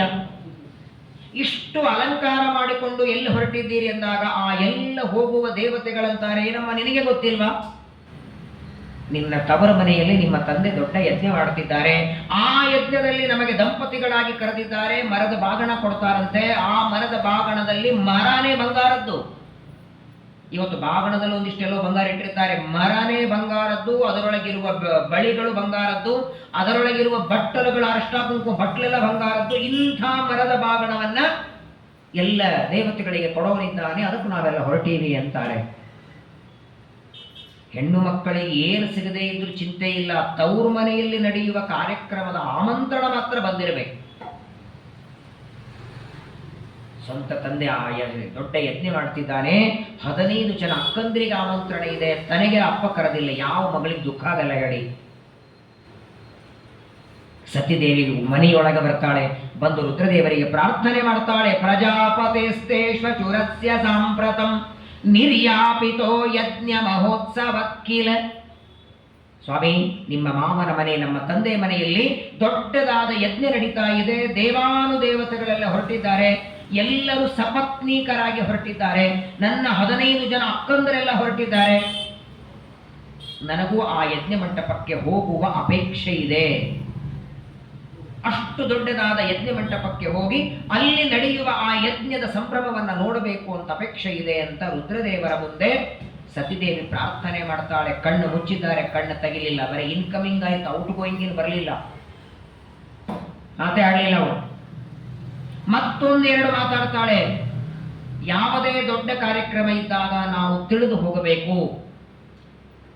ಸತಿದೇವಿ ಅಂತಾಳೆ, ವಾಸ್ತವಿಕವಾಗಿ ಮಗಳಲ್ಲಿ ಸಣ್ಣವಳು ನಾನು, ಅಳೆಯಂದ್ರೊಳಗೆ ಸಣ್ಣ ಅಳೆಯ ನೀವು, ಅಳೆಯಂದ್ರಲ್ಲಿ ಸಣ್ಣವರು, ಯೋಗ್ಯತೆಯೊಳಗೆ ಎಲ್ಲಿ ಗರುಡ ಶೇಷ ರುದ್ರ, ರುದ್ರದೇವರ ನಂತರದಲ್ಲಿ ಯಮ ಎಲ್ಲಿ ಬರ್ತಾರೆ, ಅಗ್ನಿಯಲ್ಲಿ ಬರ್ತಾನೆ, ಪಿತೃದೇವತೆಗಳಲ್ಲಿ ತಾರತಮ್ಯದಲ್ಲಿ ದೊಡ್ಡ ಸ್ಥಾನದಲ್ಲಿ ಇದ್ದೀರಿ ನೀವು. ನಿಮ್ಮನ್ನ 5ನೇ ಕಕ್ಷಾದಲ್ಲಿರುವ ನಿಮ್ಮನ್ನ ಅಳೆಯನಾಗಿ ನಮ್ಮಪ್ಪ ಪಡೆದಿದ್ದಾನೆ, ದೊಡ್ಡ ಸೌಭಾಗ್ಯ ಇದು. ಹಾಗಾಗಿ ಎಲ್ಲರೂ ನಿಮ್ಮನ್ನ ಆದರದಿಂದ ಸತ್ಕಾರ ಮಾಡ್ತಾರೆ, ನಮ್ಮಪ್ಪನಿಗೂ ಪರಮಾನಂದವಾಗತ್ತೆ. ನಾವು ಹೋಗೋಣ ಯಜ್ಞಕ್ಕೆ ನಡೀರಿ ಅಂತ 2-3 ಬಾರಿ ರುದ್ರದೇವರನ್ನ ಪ್ರಾರ್ಥನೆ ಮಾಡ್ತಾರೆ. ಧ್ಯಾನ ಮಾಡ್ತಾ ಇರುವ ರುದ್ರದೇವರು ಕಣ್ಣು ತೆಗಿತಾರೆ. ಕಣ್ಣು ತೆಗೆದು ಹೇಳ್ತಾರೆ, ಹೌದು ನನಗೆ ಗೊತ್ತಿದೆ ಅಂದ್ರು. ನಿಮ್ಮ ತಂದೆಯ ಮನೆಯೊಳಗೆ ದೊಡ್ಡ ಯಜ್ಞ ಕಾರ್ಯಕ್ರಮ ಇದೆ, ದೇವತೆಗಳೆಲ್ಲ ಹೊರಟಿದ್ದಾರೆ ನಿಜ, ಆದರೆ ನಾವಲ್ಲಿ ಹೋಗೋದು ಬೇಡ. ಯಾಕೆ ಬೇಡ? ರುದ್ರದೇವರು ಕೊಟ್ಟ ಕಾರಣ ನೋಡಿ. ಒಂದೇ ಮಾತು ಹೇಳ್ತಾರೆ, ಯಾವ ಮನೆಯಲ್ಲಿ ನಮಗೆ ಬನ್ನಿ ಅಂತ ಆಮಂತ್ರಣ ಕೊಟ್ಟಿಲ್ಲ, ಕರೆದಿಲ್ಲ, ಆಮಂತ್ರಣ ಕೊಡದೆ ಯಾರ ಮನೆಗೂ ಹೋಗತಕ್ಕದ್ದಲ್ಲ. ಇಲ್ಲಿ ಕೆಲವು ಮಾತುಗಳನ್ನು ಗಂಡ ಹೆಂಡತಿಯ ಮಧ್ಯದಲ್ಲಿ ನಡೆಯುವ ಮಾತು, ಇದರ ವಿಸ್ತಾರವೇ ಮಹಾಭಾರತ ಹೇಳುತ್ತದೆ. ಇಲ್ಲಿ ಸಂಕ್ಷೇಪದಲ್ಲಿ ಮನೆಯೊಳಗೆ ದಂಪತಿಗಳು ಹೇಗಿರಬೇಕನ್ನೋದನ್ನು ತೋರಿಸಿಕೊಡ್ತಾರೆ. ಯಾವುದೇ ಕರ್ಮ ಇರಲಿ, ಯಾವುದೇ ಕಾರ್ಯಕ್ರಮ ಇರಲಿ, ಆ ಮನೆಯ ಯಜಮಾನ ಒಂದು ಫೋನ್ ಆದರೂ ಮಾಡಿರ್ಬೇಕು, ನೀವು ಬನ್ನಿ. ನಿಮ್ಮ ತಂದೆ ನಮ್ಮನ್ನು ಕರೀಲಿಲ್ಲ, ಎಲ್ಲ ಆ ಮಕ್ಕಳನ್ನ ಕರೆದ, ಹಳೆಯಂದ್ರನ್ನೆಲ್ಲ ಕರೆದ, ಎಲ್ಲ ದೇವತೆಗಳಿಗೆ ಆಮಂತ್ರಣ ಕೊಟ್ಟರೂ ನಮಗೆ ಕೊಡಲಿಲ್ಲ ಅಂದ್ರೆ ಅರ್ಥ ಏನು? ನಾವು ಬರಬಾರದು ಅಂತ ತಾನೆ. ಹಾಗಾದ್ರೆ ನಾವು ಬರಬಾರದು ಅನ್ನೋ ಅಪೇಕ್ಷೆ ನಿಮ್ಮ ತಂದೆ ಮನಸ್ಸಿನಲ್ಲಿದ್ದಾಗ ಅಲ್ಲಿ ಹೋಗಿ ಎರಡಾಗತ್ತೆ. ನಾವಲ್ಲಿ ಹೋದರೆ ನಿಮ್ಮ ತಂದೆಯ ಮನಸ್ಸಿಗೆ ನೋವಾಗತ್ತೆ. ನೋವಾದದ್ದಕ್ಕೆ ನಾವು ಬರಬಾರದು ಅಂತ ಇಚ್ಛೆ ಇದ್ದದ್ದಕ್ಕೆ ನಮಗವನು ಆದರ ಗೌರವ ಮಾಡಲ್ಲ. ಅಲ್ಲಿ ಹೋಗಿ ಅವಮಾನ ಆದದ್ದಕ್ಕೆ ಮತ್ತೆ ಇಬ್ಬರು ಮನಸ್ಸು ಕೆಟ್ಟು ಹೋಗುತ್ತಲ್ಲ. ಹೋದದ್ದಕ್ಕೆ ಅವನ ಮನಸ್ಸಿಗೆ ನೋವು, ಅವನ ಆದರ ಗೌರವ ಮಾಡದೇ ಇದ್ದದ್ದರಿಂದ ನಮಗೆ ದುಃಖ ಆಗುತ್ತೆ. ಯಾಕೆ ಹೋಗಬೇಕು? ಕರೆಯದೆ ಆಮಂತ್ರಣ ಕೊಡದೆ ಹೋಗಬಾರದು ಅಂತ ರುದ್ರದೇವರು ಹೆಂಡತಿಗೆ ಹೇಳಿದರೆ, ಪಾರ್ವತಿ ದೇವಿ ಸತಿದೇವಿ ಅಂತಾಳೆ, ಹೌದು ನಿಜ, ನಿಮ್ಮ ಮಾತು ಎಲ್ಲ ಕಾಲಕ್ಕೂ ಸತ್ಯ, ಆಮಂತ್ರಣ ಇಲ್ಲದೆ ಹೋಗಬಾರದು. ಆದರೆ ಕೆಲವು ಮನೆಗಳಿಗೆ ಆಮಂತ್ರಣದ ಅಪೇಕ್ಷೆ ಪಡಬಾರದು ಅಂತಾಳೆ. ಕೆಲವು ಮನೆಗಳಿಗೆ ಆಮಂತ್ರಣದ ಅಪೇಕ್ಷೆ ಪಡಬಾರದು. ಎಲ್ಲೆಲ್ಲಿ? ಭರ್ತುರ್ ಗುರೋರ್ಗೇಹ ಕೃತಶ್ಚ ಕೇತನಂ. ಏನೋ ಒಂದು 5-6 ದಿನ ತವ್ರ ಮನೆಗೆ ಹೋಗ್ತೇನೆ ಅಂತ ಹೆಂಡತಿ ಹೋಗಿರ್ತಾರೆ. ನಾನು ಗಂಡ ಮನೆಗೆ ಕರೆದಿಲ್ಲ, ನಾನು ಫೋನ್ ಮಾಡಿ ಹೇಳಿಲ್ಲ, ನಾನು ಬರಲ್ಲ, ಅಲ್ಲಿ ಬರತ್ತಾ? ಅಲ್ಲಿ ಆಮಂತ್ರಣ ಬೇಕಾ? ನಿನ್ನ ಕರ್ತವ್ಯ ಅದು,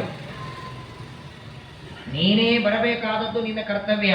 ತಂದೆ ತಾಯಿಗಳ ಮನೆಗೆ ಮಕ್ಕಳು ಬರೋದಕ್ಕೆ, ಗಂಡನ ಮನೆಗೆ ಹೆಂಡತಿ ಬರೋದಕ್ಕೆ, ಗುರುಗಳ ಮನೆಗೆ ಶಿಷ್ಯ ಬರೋದಕ್ಕೆ ನಮ್ಮ ಗುರುಗಳೇನು ಫೋನ್ ಮಾಡಿಲ್ಲ, ನಾವು ಹೋಗ್ಬೇಕು ಬೇಡೋ? ಅಲ್ಲ, ನೀನು ಹೋಗ್ಬೇಕು, ನಿನ್ನ ಕರ್ತವ್ಯ ಅದು. ನೋಡಿ, ಸಾಮಾನ್ಯವಾಗಿ ಜಗತ್ತಿನೊಳಗೆ ಎಲ್ಲ ಶುಭ ಕರ್ಮಗಳಿಗೆ ಆಮಂತ್ರಣ ಬೇಕು. ಆಮಂತ್ರಣ ಇಲ್ಲದೆ ಹೋಗೋದು ಎರಡೇ ಕಡೆಗೆ ನಾವು. ಒಂದು, ಎಲ್ಲಿ ಸ್ವಾಮಿಗಳು, ಜ್ಞಾನಿಗಳು, ಗುರುಗಳು ಬಂದಿದ್ದಾರೆ, ಪ್ರವಚನ ಇದೆ, ಪಾಠ ಇದೆ, ಎಲ್ಲಾದರೂ ದೇವರ ಪೂಜೆ ಇದೆ, ಆಮಂತ್ರಣ ಬೇಡ. ದೇವರ ದರ್ಶನಕ್ಕೆ, ಪಾಠಕ್ಕೆ, ಪ್ರವಚನಕ್ಕೆ ಆಮಂತ್ರಣ ಬೇಡ. ದರ್ಶನಕ್ಕೆ ಆಮಂತ್ರಣ ಇಲ್ಲ. ಪ್ರಸಾದಕ್ಕೆ ಆ ಯಜಮಾನ ನಿಲ್ಲು ಅಂದ್ರೆ ನಿಂತ್ಕೊಳ್ಳಿ ಮನೆಯೊಳಗೆ. ರಾಮದೇವ ಪೂಜಾ ನಡೆದಿದೆ, ದರ್ಶನ ಮಾಡ್ಕೊಂಡ್ ಬನ್ನಿ. ಅವನು ಪಾಪ 200 ಮಂದಿ ಅಡಿಗೆ ಮಾಡಿಸಿರ್ತಾನೆ, 1000 ಮಂದಿ ಹೋದ್ರೆ ಅವನಿಗೆ ತೊಂದರೆ ಅಲ್ವೇ? ಯಜಮಾನ ನೀವು ಕೂತ್ಕೊಂಡು ಪ್ರಸಾದ ತಗೊಂಡು ಹೋಗಿ ಅಂದ್ರೆ ಬೇರೆ. ದರ್ಶನಕ್ಕೆ, ಪ್ರವಚನಕ್ಕೆ, ಪಾಠಕ್ಕೆ ಆಮಂತ್ರಣ ಬೇಡ. ಇದು ಒಂದು. ಎರಡನೇದು, ಯಾರಾದರೂ ಒಬ್ಬ ವ್ಯಕ್ತಿಗಳು ಹೋಗಿದ್ದಾರೆ ಅಂದ್ರೆ ನಾನು ಕರೆದಿಲ್ಲ ಅಂತ ಕಾಯಬಾರದು. ಕರ್ತವ್ಯ ಅದು. ಎಷ್ಟೇ ದ್ವೇಷಿಗಳೇ ಹೋಗಲಿ, 1-2 ಮಾತು ಹಿಂಗಾಗಬಾರ್ದಾಗಿತ್ತು, ದೇವರವರಿಗೆ ಸದ್ಗತಿ ಕೊಡ್ಲಿ, ಇಷ್ಟಂದು ಬಾ ಸಾಕು. ಈ 2 ಪ್ರಸಂಗ ಬಿಟ್ರೆ ಇನ್ಯಾವುದೇ ಪ್ರಸಂಗದಲ್ಲಿ ಆಮಂತ್ರಣ ಇಲ್ಲದೆ ಹೋಗಬಾರದು. ಆದರೆ ತಂದೆ ತಾಯಿಗಳ ಮನೆಗೆ ಮಕ್ಕಳು ಹೋಗೋದಕ್ಕೆ ಯಾಕೆ ಆಮಂತ್ರಣ ಬೇಕು? ನಮ್ಮಪ್ಪ ನನಗೆ ತಂದೆ, ನಿನಗೂ ತಂದೆನೇ ಅಲ್ಲ ಮಾಮ ಅಂದ್ರೆ. ಹಾಗಾಗಿ ನಾವು ಹೋಗೋಣ ಅಂತ ಮತ್ತೆ ಸತಿದೇವಿ ಅಂತಾಳೆ. ರುದ್ರದೇವರಂದ್ರು, ತ್ವಯೋದಿತಂ ಶೋಭನಮೇವ ಶೋಭನೆ. ಹೌದು, ನಿನ್ನ ಮಾತು ಸತ್ಯ. ಬಳಗದವರ ಮನೆಗೆ, ಬಂಧುಗಳ ಮನೆಗೆ, ತಂದೆ ತಾಯಿಗಳ ಮನೆಗೆ ಆಮಂತ್ರಣ ಇಲ್ಲದೆ ಹೋಗಬೇಕು. ಕರೀಲಿ ಅಂತ ಅಪೇಕ್ಷೆ ಪಡಬಾರದು. ಸತ್ಯವೇ, ನಾನಿಲ್ಲ ಅಂತಿಲ್ಲ. ಯಾವಾಗ ಹೋಗಬೇಕು ಗೊತ್ತಾ? ಆಮಂತ್ರಣ ಕೊಡದೇ ಇದ್ದರೂ ಬಂಧುಗಳ ಮನೆಗೆ ಯಾವಾಗ ಹೋಗಬೇಕು? ನಾವು ಹೋದದ್ದಕ್ಕೆ ಅವರಿಗೆ ಆನಂದ ಆಗ್ತಿದ್ರೆ. ಅಯ್ಯೋ, ನಿಮ್ಮನ್ನು ಕರೆಯೋದೇ ಮರ್ತೋಯ್ತು, ನೀವೇ ತಿಳ್ಕೊಂಡು ಬಂದ್ರಲ್ಲ ಅಂತ ನಮ್ಮ ಮುಖ ನೋಡಿದ್ರೆ ಅವ್ರ ಮುಖ ಅರಳಿರಬೇಕು. ನಾವು ಬಂದದ್ದಕ್ಕೆ 38 ಗಂಟೆ ಮಾರಿ ಮೇಲೆ ಹಾಕ್ತಾರೆ ನೋಡಿ. ಯಾಕರೆ ಇವರು ಬಂದ, ಕೆಲವರಿಗೆ ತಮಗ ಬೇಡಾದವರು ಬಂದ್ರೆ ಅವ್ರ ಮೇಲೆ ಸಿಟ್ಟಿರತ್ತೆ. ಆ ಸಿಟ್ಟು ಎಲ್ಲಿ ತೆಗಿತಾರ ಅವರು? ಯಾರು ಬೇಡಾದವರು ಬಂದಿರ್ತಾರೆ, ತಮಗ ಆಗದೇ ಇದ್ದವರು ಬಂದಿರ್ತಾರೆ, ಆ ವ್ಯಕ್ತಿ ಮೇಲೆ ಸಿಟ್ಟಿರತ್ತೆ. ಅವನಿಗೆ ಅನ್ನೋ ಹಂಗಿಲ್ಲ, ಮನೆಗೆ ಬಂದಿರ್ತಾರಲ್ಲ, ಆ ಸಿಟ್ಟು ಮನೆ ಪಾತ್ರೆ ಮೇಲೆ, ಗಂಟಿ ಮೇಲೆ, ಅಥವಾ ಮನೆ ಹೆಂಡತಿ ಮೇಲೆ. ಅಲ್ರಿ, ಇಷ್ಟೊತ್ತ ಚೆನ್ನಾಗಿದ್ದಾರಲ್ಲ ಮನೆಯವ್ರು, ಏನಾಯ್ತು? ಅಯ್ಯೋ ನೋಡಿ, ಹೊರಗೆ ಯಾರಾದರೂ ಬೇಡಾದವರು ಬಂದಿರಬೇಕು. ಎಂದಿಗೂ ಆದರ ಗೌರವ ಎಲ್ಲಿ? ಯಸ್ಮಿನ್ ದೇಶೇನ ಸನ್ಮಾನ ನ ಪ್ರೀತಿ ನ ಚ ಬಾಂಧವ ನ ಚ ವಿದ್ಯಾಗಮ ಕಶ್ಚಿತ ನ ತತ್ರ ದಿವಸಂ ವಸೆ. ಒಂದು ದಿನ ಇರಬಾರದಂತೆ, ದಿನಾನೂ ಅಲ್ಲ. ಎಲ್ಲಿ ನಮಗೆ ಆದರ ಗೌರವ ಇಲ್ಲ, ಅಲ್ಲಿ ಒಂದು ಕ್ಷಣನೂ ಇರಬಾರದು. ಅಂದ ಮೇಲೆ ಈಗ ನಿನ್ನ ತಂದೆ ತಾಯಿಗಳು ಕರೆದಿಲ್ಲ, ತಂದೆ ತಾಯಿಗಳ ಮನೆಗೆ ತಿಳಿದು ನಾವು ಹೋಗಬೇಕು ಸತ್ಯ. ಆದರೆ ಈಗ ಹೋದರೆ ನಿಮ್ಮ ತಂದೆ ನಮ್ಮನ್ನು ನೋಡಿ ಸಂತೋಷ ಪಡ್ತಾನ? ಆ ನಿಮ್ಮ ತಂದೆಗೆ ನಮ್ಮನ್ನ ನೋಡಿ ಮನಸ್ಸಿಗೆ ದುಃಖ. ಅವನು ಮಾಡದೆ, ಆದರ ಗೌರವ ಮಾಡದೇ ಇದ್ದದ್ದರಿಂದ ನಮಗ ದುಃಖ. ಇಷ್ಟೆಲ್ಲ ಒದ್ದಾಡೋ ಪ್ರಸಂಗ ಬರುತ್ತೆ, ಯಾಕೆ ಹೋಗಬೇಕು ಅಂತ ಸತಿದೇವಿಗೆ ರುದ್ರದೇವರಂತಾರೆ. ಆಗ ಸತಿದೇವಿ ಅಂತಾಳೆ, ಅಲ್ಲ ನಮ್ಮ ತಂದೆ ಯಾಕೆ ನಿಮಗ ಬೈತಾರೆ, ನಮ್ಮ ತಂದೆಯ ಸ್ವಾಗತ ಮಾಡಲ್ಲ ಅಂತ ಯಾಕೆ ಅನ್ಕೊಂಡಿದ್ದೀರಿ, ನೀವು ಹಳೆಯಲ್ಲಿ ಕೊನೆಯರಾದರೂ ದೊಡ್ಡ ಮೇಧಾವಿಗಳು, ತಪಸ್ವಿಗಳು, ದೇವತೆಗಳೇ, ನಿಮ್ಮನ್ನ ನೋಡಿದರೆ ಪ್ರೀತಿನೇ ಇದೆ ನಮ್ಮ ಅಪ್ಪನಿಗೆ ಹೊರತು ದ್ವೇಷ ಇಲ್ಲ, ಯಾಕೆ ನಿಮ್ಮನ್ನ ಬೈತಾರೆ ಎಂದಾಗ ಇಷ್ಟು ನಡೆದ ಘಟನೆ ಹೇಳ್ತಾರೆ. ಸಭಾಮಂಟಪದಲ್ಲಿ ಅವತ್ತೇ ನಡೀತಲ್ಲ, ನಿಮ್ಮ ತಂದೆ ಬಂದಾಗ ಎದ್ದು ನಿಂತು ಸ್ವಾಗತ ಮಾಡದೇ ಇದ್ದದ್ದರಿಂದ ನಿಮ್ಮ ತಂದೆಗೆ ಸಿಟ್ಟು ಬಂತು, ಆ ಸಿಟ್ಟು ಈಗ ದ್ವೇಷವಾಗಿದೆ. ಈಗಲೂ ನಿಮ್ಮಪ್ಪ ಯಜ್ಞ ಮಾಡೋದು ಎದಕ್ ಮಾಡುತ್ತಿದ್ದಾನೆ, ರುದ್ರದೇವರಿಗೆ ಆಹುತಿ ಕೊಡಲಿಲ್ಲ, ಅವಮಾನಕ್ಕಾಗಿ ಯಜ್ಞವೇ ಹೊರತು ಯಜ್ಞದಿಂದ ಏನೋ ದೇವತೆಗಳ ಪ್ರೀತಿಯಾಗಲಿ ಅಂತ ಉದ್ದೇಶ ಇಲ್ಲ. ಆದರೆ ಇಲ್ಲಿ ನೋಡಿ, ಕೆಲವು ಮಾತನ್ನ ನಾವು ಮೇಲ್ನೋಟಕ್ಕೆ ತಪ್ಪನಿಸ್ತದೆ. ರುದ್ರದೇವರು ನಿಮ್ಮ ತಂದೆ ಬಂದಾಗ ನಾನು ಎದ್ದು ನಿಂತು ಸ್ವಾಗತ ಮಾಡದೇ ಇದ್ದದ್ದರಿಂದ ಆ ಕೋಪದಿಂದ ನಿಮ್ಮಪ್ಪ ಇವತ್ತು ಯಜ್ಞ ಮಾಡುತ್ತಿದ್ದಾನೆ ಅಂತ ಅಂದ್ರೆ ಯಾರಿಗೆ ಬೈಬೇಕು? ಸತಿದೇವಿ ಗಂಡನಿಗೆ, ರುದ್ರದೇವರಿಗೆ ಬೈತಾರೆ. ನೀವ್ಯಾಕೆ ಹೇಳಲಿಲ್ಲ ಅಂತಾರೆ. ನಮ್ಮ ತಂದೆ ಸಭಾಮಂಟಪಕ್ಕೆ ಬಂದಾಗ ನೀವು ಎದ್ದು ನಿಂತು ಸ್ವಾಗತ ಮಾಡಬೇಕಾಗಿತ್ತು. 300 ರೂಪಾಯಿ ಪಾಲಿಸ್ಟರ್ ಧೋತ್ರ ಕೊಟ್ಟವ್ರು ಬಂದ್ರೆ ಎದ್ದು ನಿಂದಿರ್ತೀರಿ? ಆ ಧೋತ್ರ ಎಷ್ಟು ದಿನ ನಮ್ಮ ಹತ್ರ ಇರತ್ತೋ ಗೊತ್ತಿಲ್ಲ, ಇವತ್ತು ಉಟ್ಕೊಂಡು ನಾಳೆ ದಿನ 2 ತೂತು ಬಿದ್ದಿರ್ತದೆ ಅಂತ ಧೋತ್ರ ಕೊಟ್ಟು ಇವರೇ ಧೋತ್ರ ಕೊಟ್ಟವರು ಒಂದು ಪಾಪ ಎದ್ದು ನಿಂದಿರ್ತೀವಿ. ನನ್ನನ್ನೇ ದಾನ ಕೊಟ್ಟಿದ್ದ ನಮ್ಮಪ್ಪ, ಮತ್ತು ಅಷ್ಟು ಅಪೇಕ್ಷೆನೂ ಪಡಲ್ವಾ? ಮಗಳನ್ನ ದಾನ ಕೊಟ್ಟದ್ದಕ್ಕೆ ಕೂತಿಂದ ಎದ್ದು ನಿಂತು ಬಿಟ್ಟಿದ್ರೆ ನಮ್ಮಪ್ಪ ಖುಷಿಯಾಗಿ ಬಿಡ್ತಿದ್ದ. ಯಾಕೆ ನೀವು ಹೇಳಲಿಲ್ಲ ಅಂತ ಸತೀದೇವಿ ಕೇಳ್ತಾಳೆ. ರುದ್ರದೇವರಂದ್ರು, ನಿಮ್ಮ ಅಪ್ಪನಿಗಂತೂ ತಲೆ ಇಲ್ಲ, ನಿನಗೂ ತಲೆ ಇಲ್ಲ ಅಂತ ಕೇಳ್ತಾರೆ. ನಾನು ಎದ್ದು ನಿಂತು ಸ್ವಾಗತ ಮಾಡಿಲ್ಲ ಅಂದ್ರೆ ಅದರ ಹಿಂದೆ ಒಂದು ಧರ್ಮಶಾಸ್ತ್ರದ ವಿಚಾರ ಇದೆ, ಅದನ್ನ ನಿಮ್ಗೆ ಅಪ್ಪನ ತಲೆಗಂತೂ ಹೋಗಲಿಲ್ಲ. ಈ ಮಾತು ಬಹಳ ಮಹತ್ವದ. ನಾವೆಲ್ಲರೂ ನಮ್ಮ ಮನೆಗೆ ಯಾರಾದರೂ ಬಂದ್ರೆ ನಾವು ಬನ್ನಿ ಅಂತ ಸ್ವಾಗತ ಮಾಡ್ತೇವೆ, ಅಥವಾ ಅವರ ಕೂಡಿಸ್ತೇವೆ, ಅರ್ಘ್ಯ ಪಾದ್ಯಗಳಿಂದ ಏನೋ ಮಾಡ್ತೀವಲ್ಲ. ಒಬ್ಬ ವ್ಯಕ್ತಿ ಮನೆಗೆ ಬಂದ್ರೆ ಒಳಗೆ ಬನ್ನಿ ಅಂತ ಸ್ವಾಗತ. ಆ ಸ್ವಾಗತ ಯಾರಿಗೆ? ವ್ಯಕ್ತಿಯ ಶರೀರದಲ್ಲಿ ಇರುವ ದೇವರಿಗೋ ಅಥವಾ ಆ ವ್ಯಕ್ತಿಯ ಶರೀರದಲ್ಲಿ ಜೀವನೂ ಇದ್ದಾನೆ, ಜೀವ ಪರಮಾತ್ಮ ಇಬ್ಬರೂ ಇದ್ದಾರೆ. ಹಾಗಾದ್ರೆ ನೀವು ಮಾಡುವ ಸ್ವಾಗತ ದೇವರಿಗೆ ಮಾತ್ರವೋ ಜೀವನಿಗೋ, ಅಥವಾ ಜೀವನಿಗೆ ಮಾತ್ರವೋ ಇಬ್ಬರಿಗೋ? ಹಾಗಾದ್ರೆ 2 ಸಲ ಅನ್ಬೇಕಾಗಿತ್ತು ನೀವು ಬರ್ರಿ ಬರ್ರಿ ಅಂತ. ಒಂದು ಸ್ವಾಗತ ದೇವರಿಗೆ, ಇನ್ನೊಂದು ಸ್ವಾಗತ ಒಳಗಿದ್ದ ಜೀವನಿಗೆ. ಹಾಗಾದ್ರೆ 2 ಬಾರಿ ಬನ್ನಿ ಅನ್ನಬೇಕು, 2 ತಮಗೆ ನೀರಿರ್ಬೇಕು. ಒಂದು ನೀವು ತೊಳ್ಕೊಳ್ರಿ, ಒಂದು ಒಳಗಿದ್ದ ಜೀವನಿಗೆ ಕಾಲು ತೊಳಿಲಿಕ್ಕೆ. ಬರೀ ಭಗವಂತನ ಒಬ್ಬನೇ ಅಲ್ಲ, ಒಬ್ಬ ಮಾನವನ ಶರೀರದೊಳಗೆ ನಾಡಿಗಳು ಎಷ್ಟು, ಅಲ್ಲಿ ರೂಪಗಳು ಎಷ್ಟು. ಹಾಗಾದ್ರೆ ಯಾರಾದರೂ ಮನೆಗೆ ಬಂದ್ರೆ 72,000 ಬಾರಿ ಬರ್ರಿ ಬರ್ರಿ ಅನ್ನಬೇಕು ನೀವು. ಯಾಕಂದ್ರೆ ಒಂದೊಂದು ನಾಡಿಯಲ್ಲಿರುವ ಒಂದೊಂದು ಭಗವದ್ ರೂಪಕ್ಕೆ ಸ್ವಾಗತ ಮಾಡಬಾರದ. ಹಾಗಾದ್ರೆ 72,000 ಬನ್ನಿ ಅಂತ ಕರಿಬೇಕು. 72,000 ತಮಗೆ ನೀರಿಡಬೇಕು ಕಾಲು ತೊಳಿಲಿಕ್ಕೆ. ನೀವು 72,000 ಬನ್ನಿ ಅನ್ನೋದ್ರ ತಿರುಗಿ ಮನೆಗೆ ಹೋಗ್ಬಿಟ್ಟಿರ್ತಾರೆ. ಇಲ್ಲಿ ನೋಡಿ, ರುದ್ರದೇವರು ಹೇಳೋ ಮಾತು, ಒಬ್ಬ ವ್ಯಕ್ತಿ ಮನೆಗೆ ಬಂದ್ರೆ ಸ್ವಾಗತ ಇಬ್ಬರಿಗೂ ಮಾಡೋದು, ಆ ವ್ಯಕ್ತಿಯ ಶರೀರದಲ್ಲಿರುವ ಪರಮಾತ್ಮನಿಗೂ ಜೀವನಿಗೂ. ಆದ್ರೆ ಒಂದು ವ್ಯತ್ಯಾಸ ಇದೆ. ದೇವರಿಗೆ ಸ್ವಾಗತ ಮಾಡೋದಕ್ಕೆ ಯಾವ ಸಮಸ್ಯೆ ಇಲ್ಲ. ಆ ವ್ಯಕ್ತಿಯ ಶರೀರದಲ್ಲಿರುವ ಜೀವನಿಗೆ ಸ್ವಾಗತ ಮಾಡಬೇಕಾದರೆ ಸ್ವಾಗತ ಮಾಡುವವ ದೊಡ್ಡವ, ಮಾಡಿಸಿಕೊಳ್ಳುವವ ಸಣ್ಣವ ಇದ್ರೆ ಸ್ವಾಗತ ಯಾರಿಗೆ? ಮಾಡಿಸಿಕೊಳ್ಳುವ ಯೋಗ್ಯತೆಯಲ್ಲಿ ಚಿಕ್ಕವನಿದ್ರೆ ಸ್ವಾಗತ ಜೀವನಿಗೆ ಮಾಡೋದಲ್ಲ, ದೇವರಿಗೆ. ಮಾಡಿಸಿಕೊಳ್ಳುವ ಮಾಡೋದಕ್ಕಿಂತ ದೊಡ್ಡವನೇ ಇದ್ರೆ ಯೋಗ್ಯತೆಯಲ್ಲಿ, ಆಗ ಇಬ್ಬರಿಗೂ ಸ್ವಾಗತ. ಈಗ ನೋಡಿ, ದಕ್ಷ ಪ್ರಜಾಪತಿ ಸಭಾಮಂಟಪಕ್ಕೆ ಬಂದಿದ್ದಾನೆ. ರುದ್ರದೇವರು ಸ್ವಾಗತ ಮಾಡಬೇಕು. ರುದ್ರದೇವರು ಎದ್ದು ನಿಂತು ಸ್ವಾಗತ ದಕ್ಷ ಪ್ರಜಾಪತಿಯ ಶರೀರದಲ್ಲಿರುವ ದಕ್ಷ ಪ್ರಜಾಪತಿ ಎಂಬ ಜೀವನಿಗೆ ಮಾಡಬೇಕೋ ದೇವರಿಗೆ ಮಾಡಬೇಕೋ? ದೇವರಿಗೆ. ಯಾಕೆ? ದಕ್ಷ ಪ್ರಜಾಪತಿ ಅನ್ನುವ ಜೀವ ಯೋಗ್ಯತೆಯಲ್ಲಿ ರುದ್ರದೇವರಿಗಿಂತ ಸಣ್ಣವ. ಸಣ್ಣವರು ಬಂದಾಗ ದೊಡ್ಡವರು ಎದ್ದು ನಿಂತು ಸ್ವಾಗತ ಮಾಡಿದರೆ ಅದರ ಅನರ್ಥ ಯಾರಿಗೆ? ಮಾಡಿಸ್ಕೊಂಡವರಿಗೆ. ಸತಿದೇವಿಗಂತಾರೆ, ನಿಮ್ಮ ಅಪ್ಪ ಬಂದಾಗ ನಾನು ಯಾಕೆ ಹೇಳಲಿಲ್ಲ ಅಂದ್ರೆ, ನಾನೇನಾದ್ರೆ ಎದ್ದು ನಿಂತು ಸ್ವಾಗತ ಮಾಡಿ ಅಪ್ಪನ ಆಯುಷ್ಯ ಕಡಿಮೆ ಆಗಿರೋದು. ಯೋಗ್ಯತೆಯಲ್ಲಿಯೇ ದೊಡ್ಡವನು ನಾನು, ನಾನು ಎದ್ದು ನಿಂತು ಸ್ವಾಗತ ಮಾಡಿ ನಿಮ್ಮಪ್ಪನ ಆಯುಷ್ಯ, ಅವನ ಸಂಪಾದನೆ ಮಾಡಿದ ಜ್ಞಾನ ಇವತ್ತೇನೆ ಮಾಡಿ ಸತ್ಕರ್ಮಗಳೆಲ್ಲ ನಾಶವಾಗತ್ತೆ ಅಂತ ನಾನು ಹೇಳಲಿಲ್ಲ. ಯಾಕಂದ್ರೆ ನಿಮ್ಮಪ್ಪನ ಶರೀರದಲ್ಲಿರುವ ಜೀವ ನನಗಿಂತ ಯೋಗ್ಯತೆಯಲ್ಲಿ ಸಣ್ಣವ, ಅದಕ್ಕೆ ನಾನು ಎದ್ದು ನಿಂತು ಸ್ವಾಗತ ಮಾಡಲಿಲ್ಲ ಅಂತ. ಸತಿದೇವಿಯಂದು ಪರವಾಗಿಲ್ಲ, ನಮ್ಮಪ್ಪನ ಶರೀರದಲ್ಲಿರುವ ಜೀವ ನಿಮಗಿಂತ ಸಣ್ಣವ, ಸ್ವಾಗತ ಮಾಡಿಲ್ಲ. ನಮ್ಮಪ್ಪನ ಶರೀರದಲ್ಲಿರುವ ದೇವರು ದೊಡ್ಡವನು ಸಣ್ಣವನು, ಅವನು ಸ್ವಾಗತ ಆದ್ರೆ ಮಾಡಬೇಕು. ಅದನ್ನು ಮಾಡೀನಿ ಅಂದರು ರುದ್ರದೇವರು. ಅದನ್ನು ಕೂತಲ್ಲೇ ನಾನು ಮಾಡಿದ್ದೇನೆ. ಅದನ್ನು ಯಾಕೆ ಕೂತು ಮಾಡಿದ್ರೆ ಅದನ್ನು ಎದ್ದು ನಿಂತು ಮಾಡಬೇಕಾಗಿತ್ತೆ. ನೀವು ಮಾಡುವ ಸ್ವಾಗತ ನಮ್ಮ ತಂದೆಯ ಶರೀರದಲ್ಲಿರುವ ದಕ್ಷ ಪ್ರಜಾಪತಿ ಎಂಬ ಜೀವನಿಗಲ್ಲ. ಯಾರಿಗೆ? ಪರಮಾತ್ಮನಿಗೆ. ನೀವು ಎದ್ದು ನಿಂತು ಪರಮಾತ್ಮನಿಗೆ ಸ್ವಾಗತ ಮಾಡುತ್ತಿದ್ದೆ. ನಮ್ಮಪ್ಪ ಏನ್ ತಿಳ್ಕೊತಿದ್ದ? ಸಮಸ್ಯೆನೇ ಪರಿಹಾರ ಆಗ್ತಿತ್ತಲ್ಲ. ನಿಮ್ಮ ಚಿಂತನೆ ದಕ್ಷ ಪ್ರಜಾಪತಿಯ ಶರೀರದಲ್ಲಿದ್ದ ಪರಮಾತ್ಮನಿಗೆ ಅಂತ ನೀವು ಎದ್ದು ನಿಂದಿರುತ್ತಿದ್ರಿ. ನಮ್ಮಪ್ಪ ತಿಳ್ಕೋತಿದ್ದ ನಾನು ಬಂದದ್ದಕ್ಕೆ ನಮ್ಮ ಮಳೆಯ ನಿಂತ ಅಂತ. ಇಷ್ಟಕ್ಕೆ ಜಗಳನೆ ಮುಗಿತಿತ್ತು. ಯಾಕೆ ನೀವು ಹೇಳಲಿಲ್ಲ? ಈಗ ಕೊಡ್ತಾರೆ ನೋಡಿ ಖರೇ ಉತ್ತರ, ರುದ್ರದೇವರು ಕೊಡೋ ಉತ್ತರ. ಈಗ ಪ್ರತ್ಯುದ್ಗಮ ಪ್ರಶ್ರಯಣಾಭಿವಾದನಂ ವಿಧೀಯತೆ ಸಾಧು ಮಿತಸ್ಸು ಮಧ್ಯಮೇ ಪ್ರಾಜ್ಞೈ ಪರಸ್ಮೈ ಪುರುಷಾಯ ಚೇತಸ ಗುಹಾಶಯಾಯೈವ ನ ದೇಹಮಾನಿನಿ.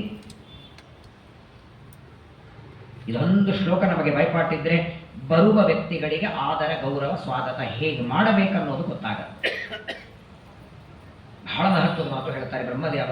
ರುದ್ರದೇವರು ತಮ್ಮ ಹೆಂಡತಿಗೆ ಹೇಳ್ತಾರೆ, ನಿನ್ನ ಮಾತು ಸತ್ಯ.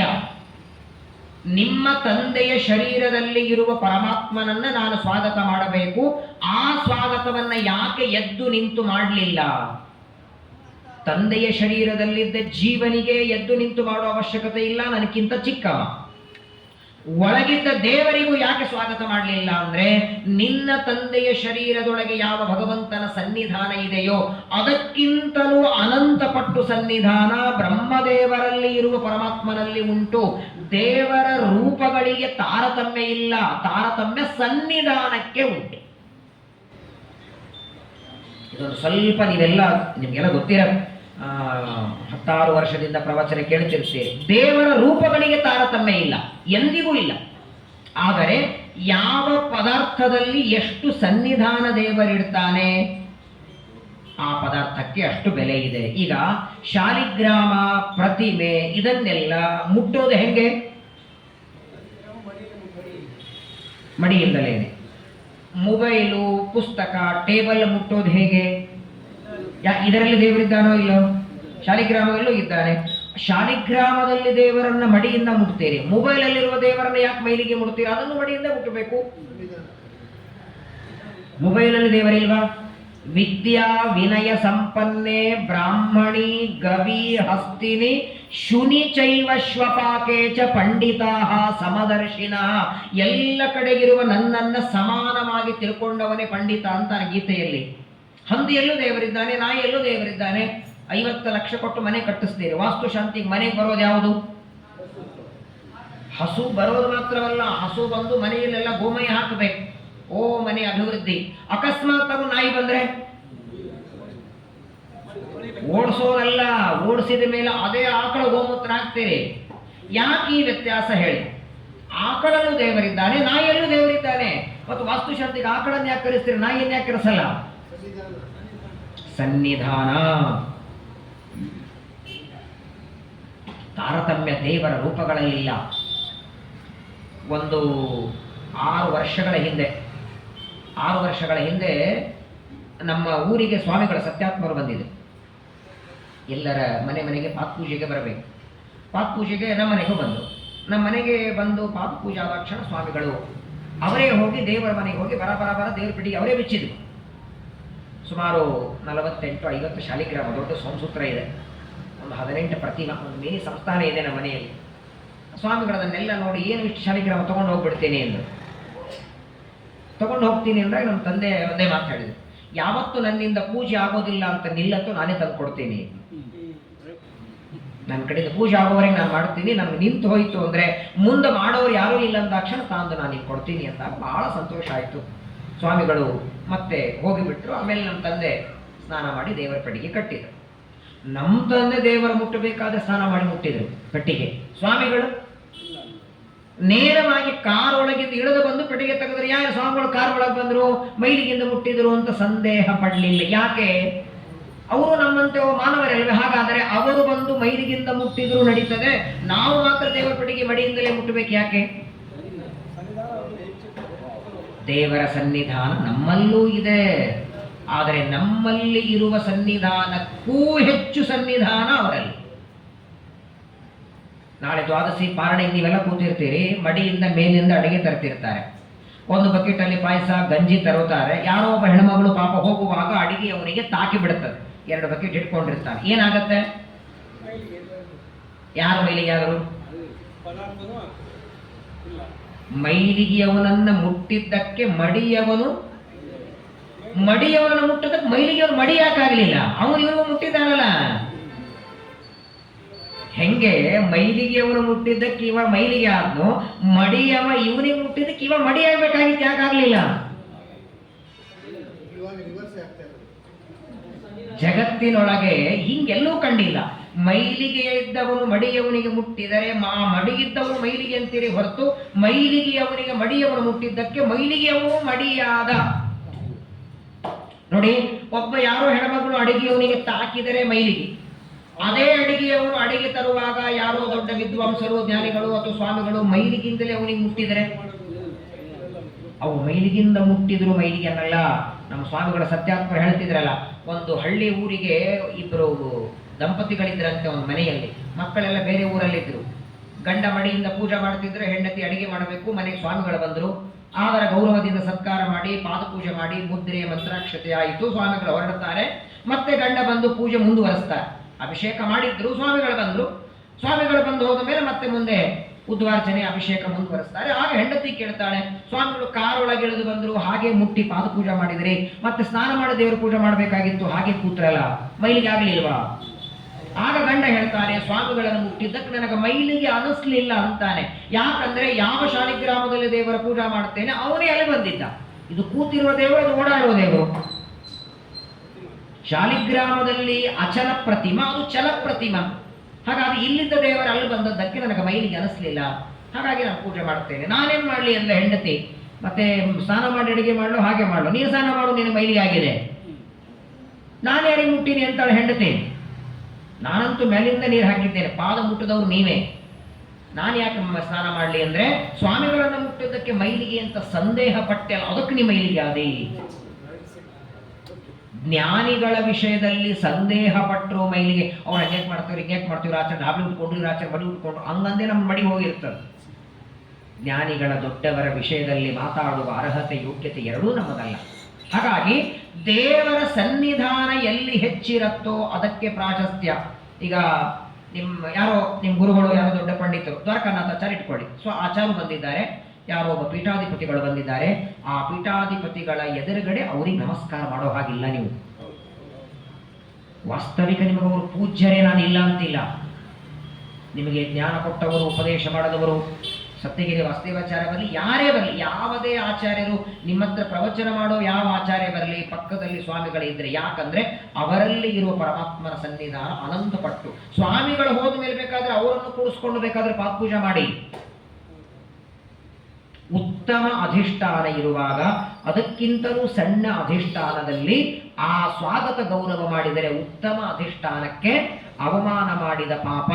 ನಿಮ್ಮ ತಂದೆಯ ಶರೀರದೊಳಗೆ ಭಗವಂತನ ರೂಪ ಇದ್ರೂ ಕೂಡ ಅದರ ಅನಂತ ಪಟ್ಟು ಸನ್ನಿಧಾನ ಬ್ರಹ್ಮದೇವರ ಶರೀರದಲ್ಲಿ ವಾಸುದೇವ ರೂಪ.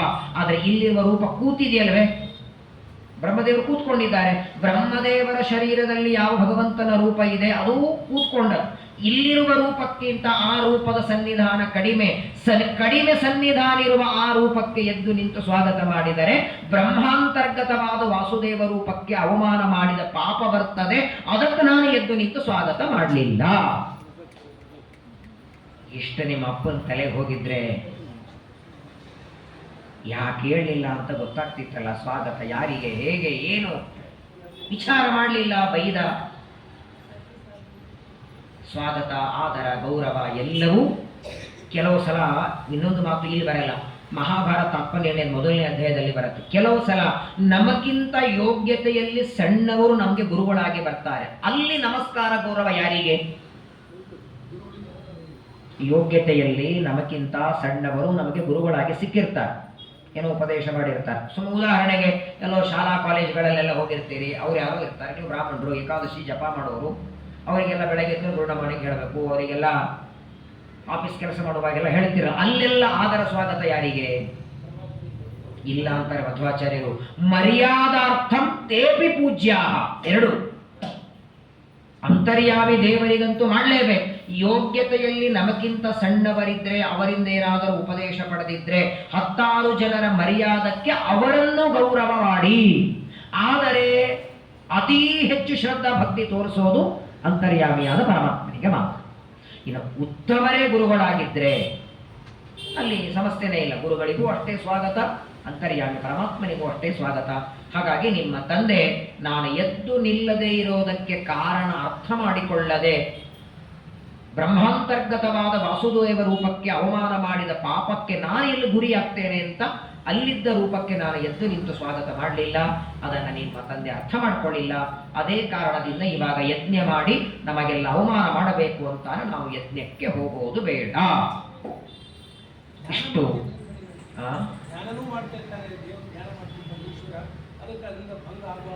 ಅದು ಸತ್ಯ, ಅದು ಸತ್ಯ. ಅದಕ್ಕೆ ನೋಡಿ, ಅದು ಇನ್ನು ಮುಂದೆ ಬರುತ್ತೆ.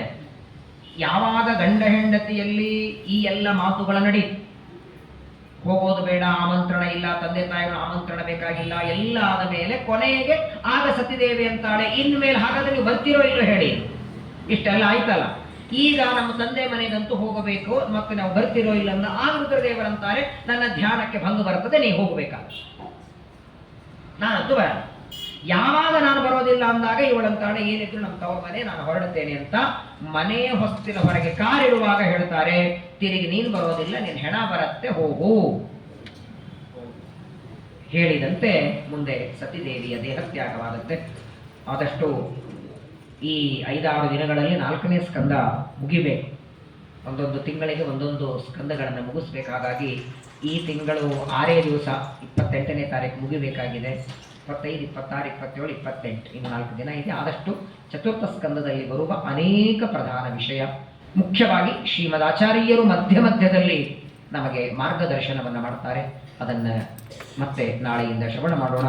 ಮನೋನಿಯಾಮಕರಾದ ರುದ್ರದೇವರ ಚರಿತ್ರೆ ಏಕಾದಶಿಯ ಪರ್ವಕಾಲ ಸೋಮವಾರ ವಿಶೇಷವಾಗಿ ಶ್ರವಣ ಮಾಡಿದ್ದೇವೆ. ನಾಳೆ ಬಿಟ್ಟು ನಾಡಿದ್ದು ರುದ್ರದೇವರ ವಿಶೇಷವಾದ ಮಹಾಶಿವರಾತ್ರಿ.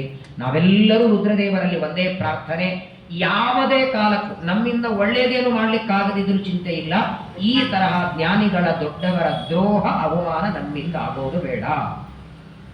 ಮುಂದೆ ದಕ್ಷ ಪ್ರಜಾಪತಿ ಅದೇ ಅಂತಾನೆ, ಹಳೆಯ ಅಂತ ಹೇಳಿ ನಾನು ಬಹಳ ಸಲಿಗೆಯಿಂದ ಮಾಡಿದೆ, ಜ್ಞಾನಿಗಳ ದ್ರೋಹ ಅದು ಎಷ್ಟು ಅವನತಿಗೆ ಕಾರಣ ಅಂತ ಇವನು ಶಾಪನೇ ಗೊತ್ತಾಗತ್ತೆ. ಕೊನೆಗೆ ರುಂಡ ಕತ್ತರಿಸಿ ಕುಂಡದಲ್ಲಿ ಬೀಳುತ್ತದೆ.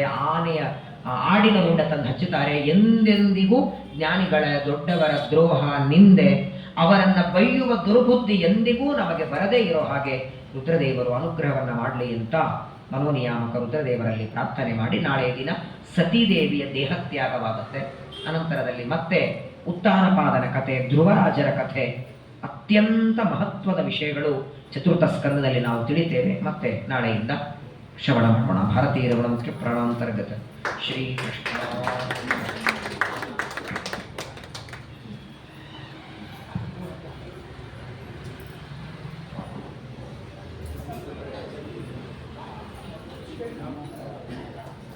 ಹರೇ ಶ್ರೀನಿವಾಸ. ನಾಳೆ ದಿವಸ ದ್ವಾಸಿ ಆಚರಣೆ ಇದೆ. 6:45 ಗಂಟೆಗೆ ವೆಂಕಟೇಶ್ವರ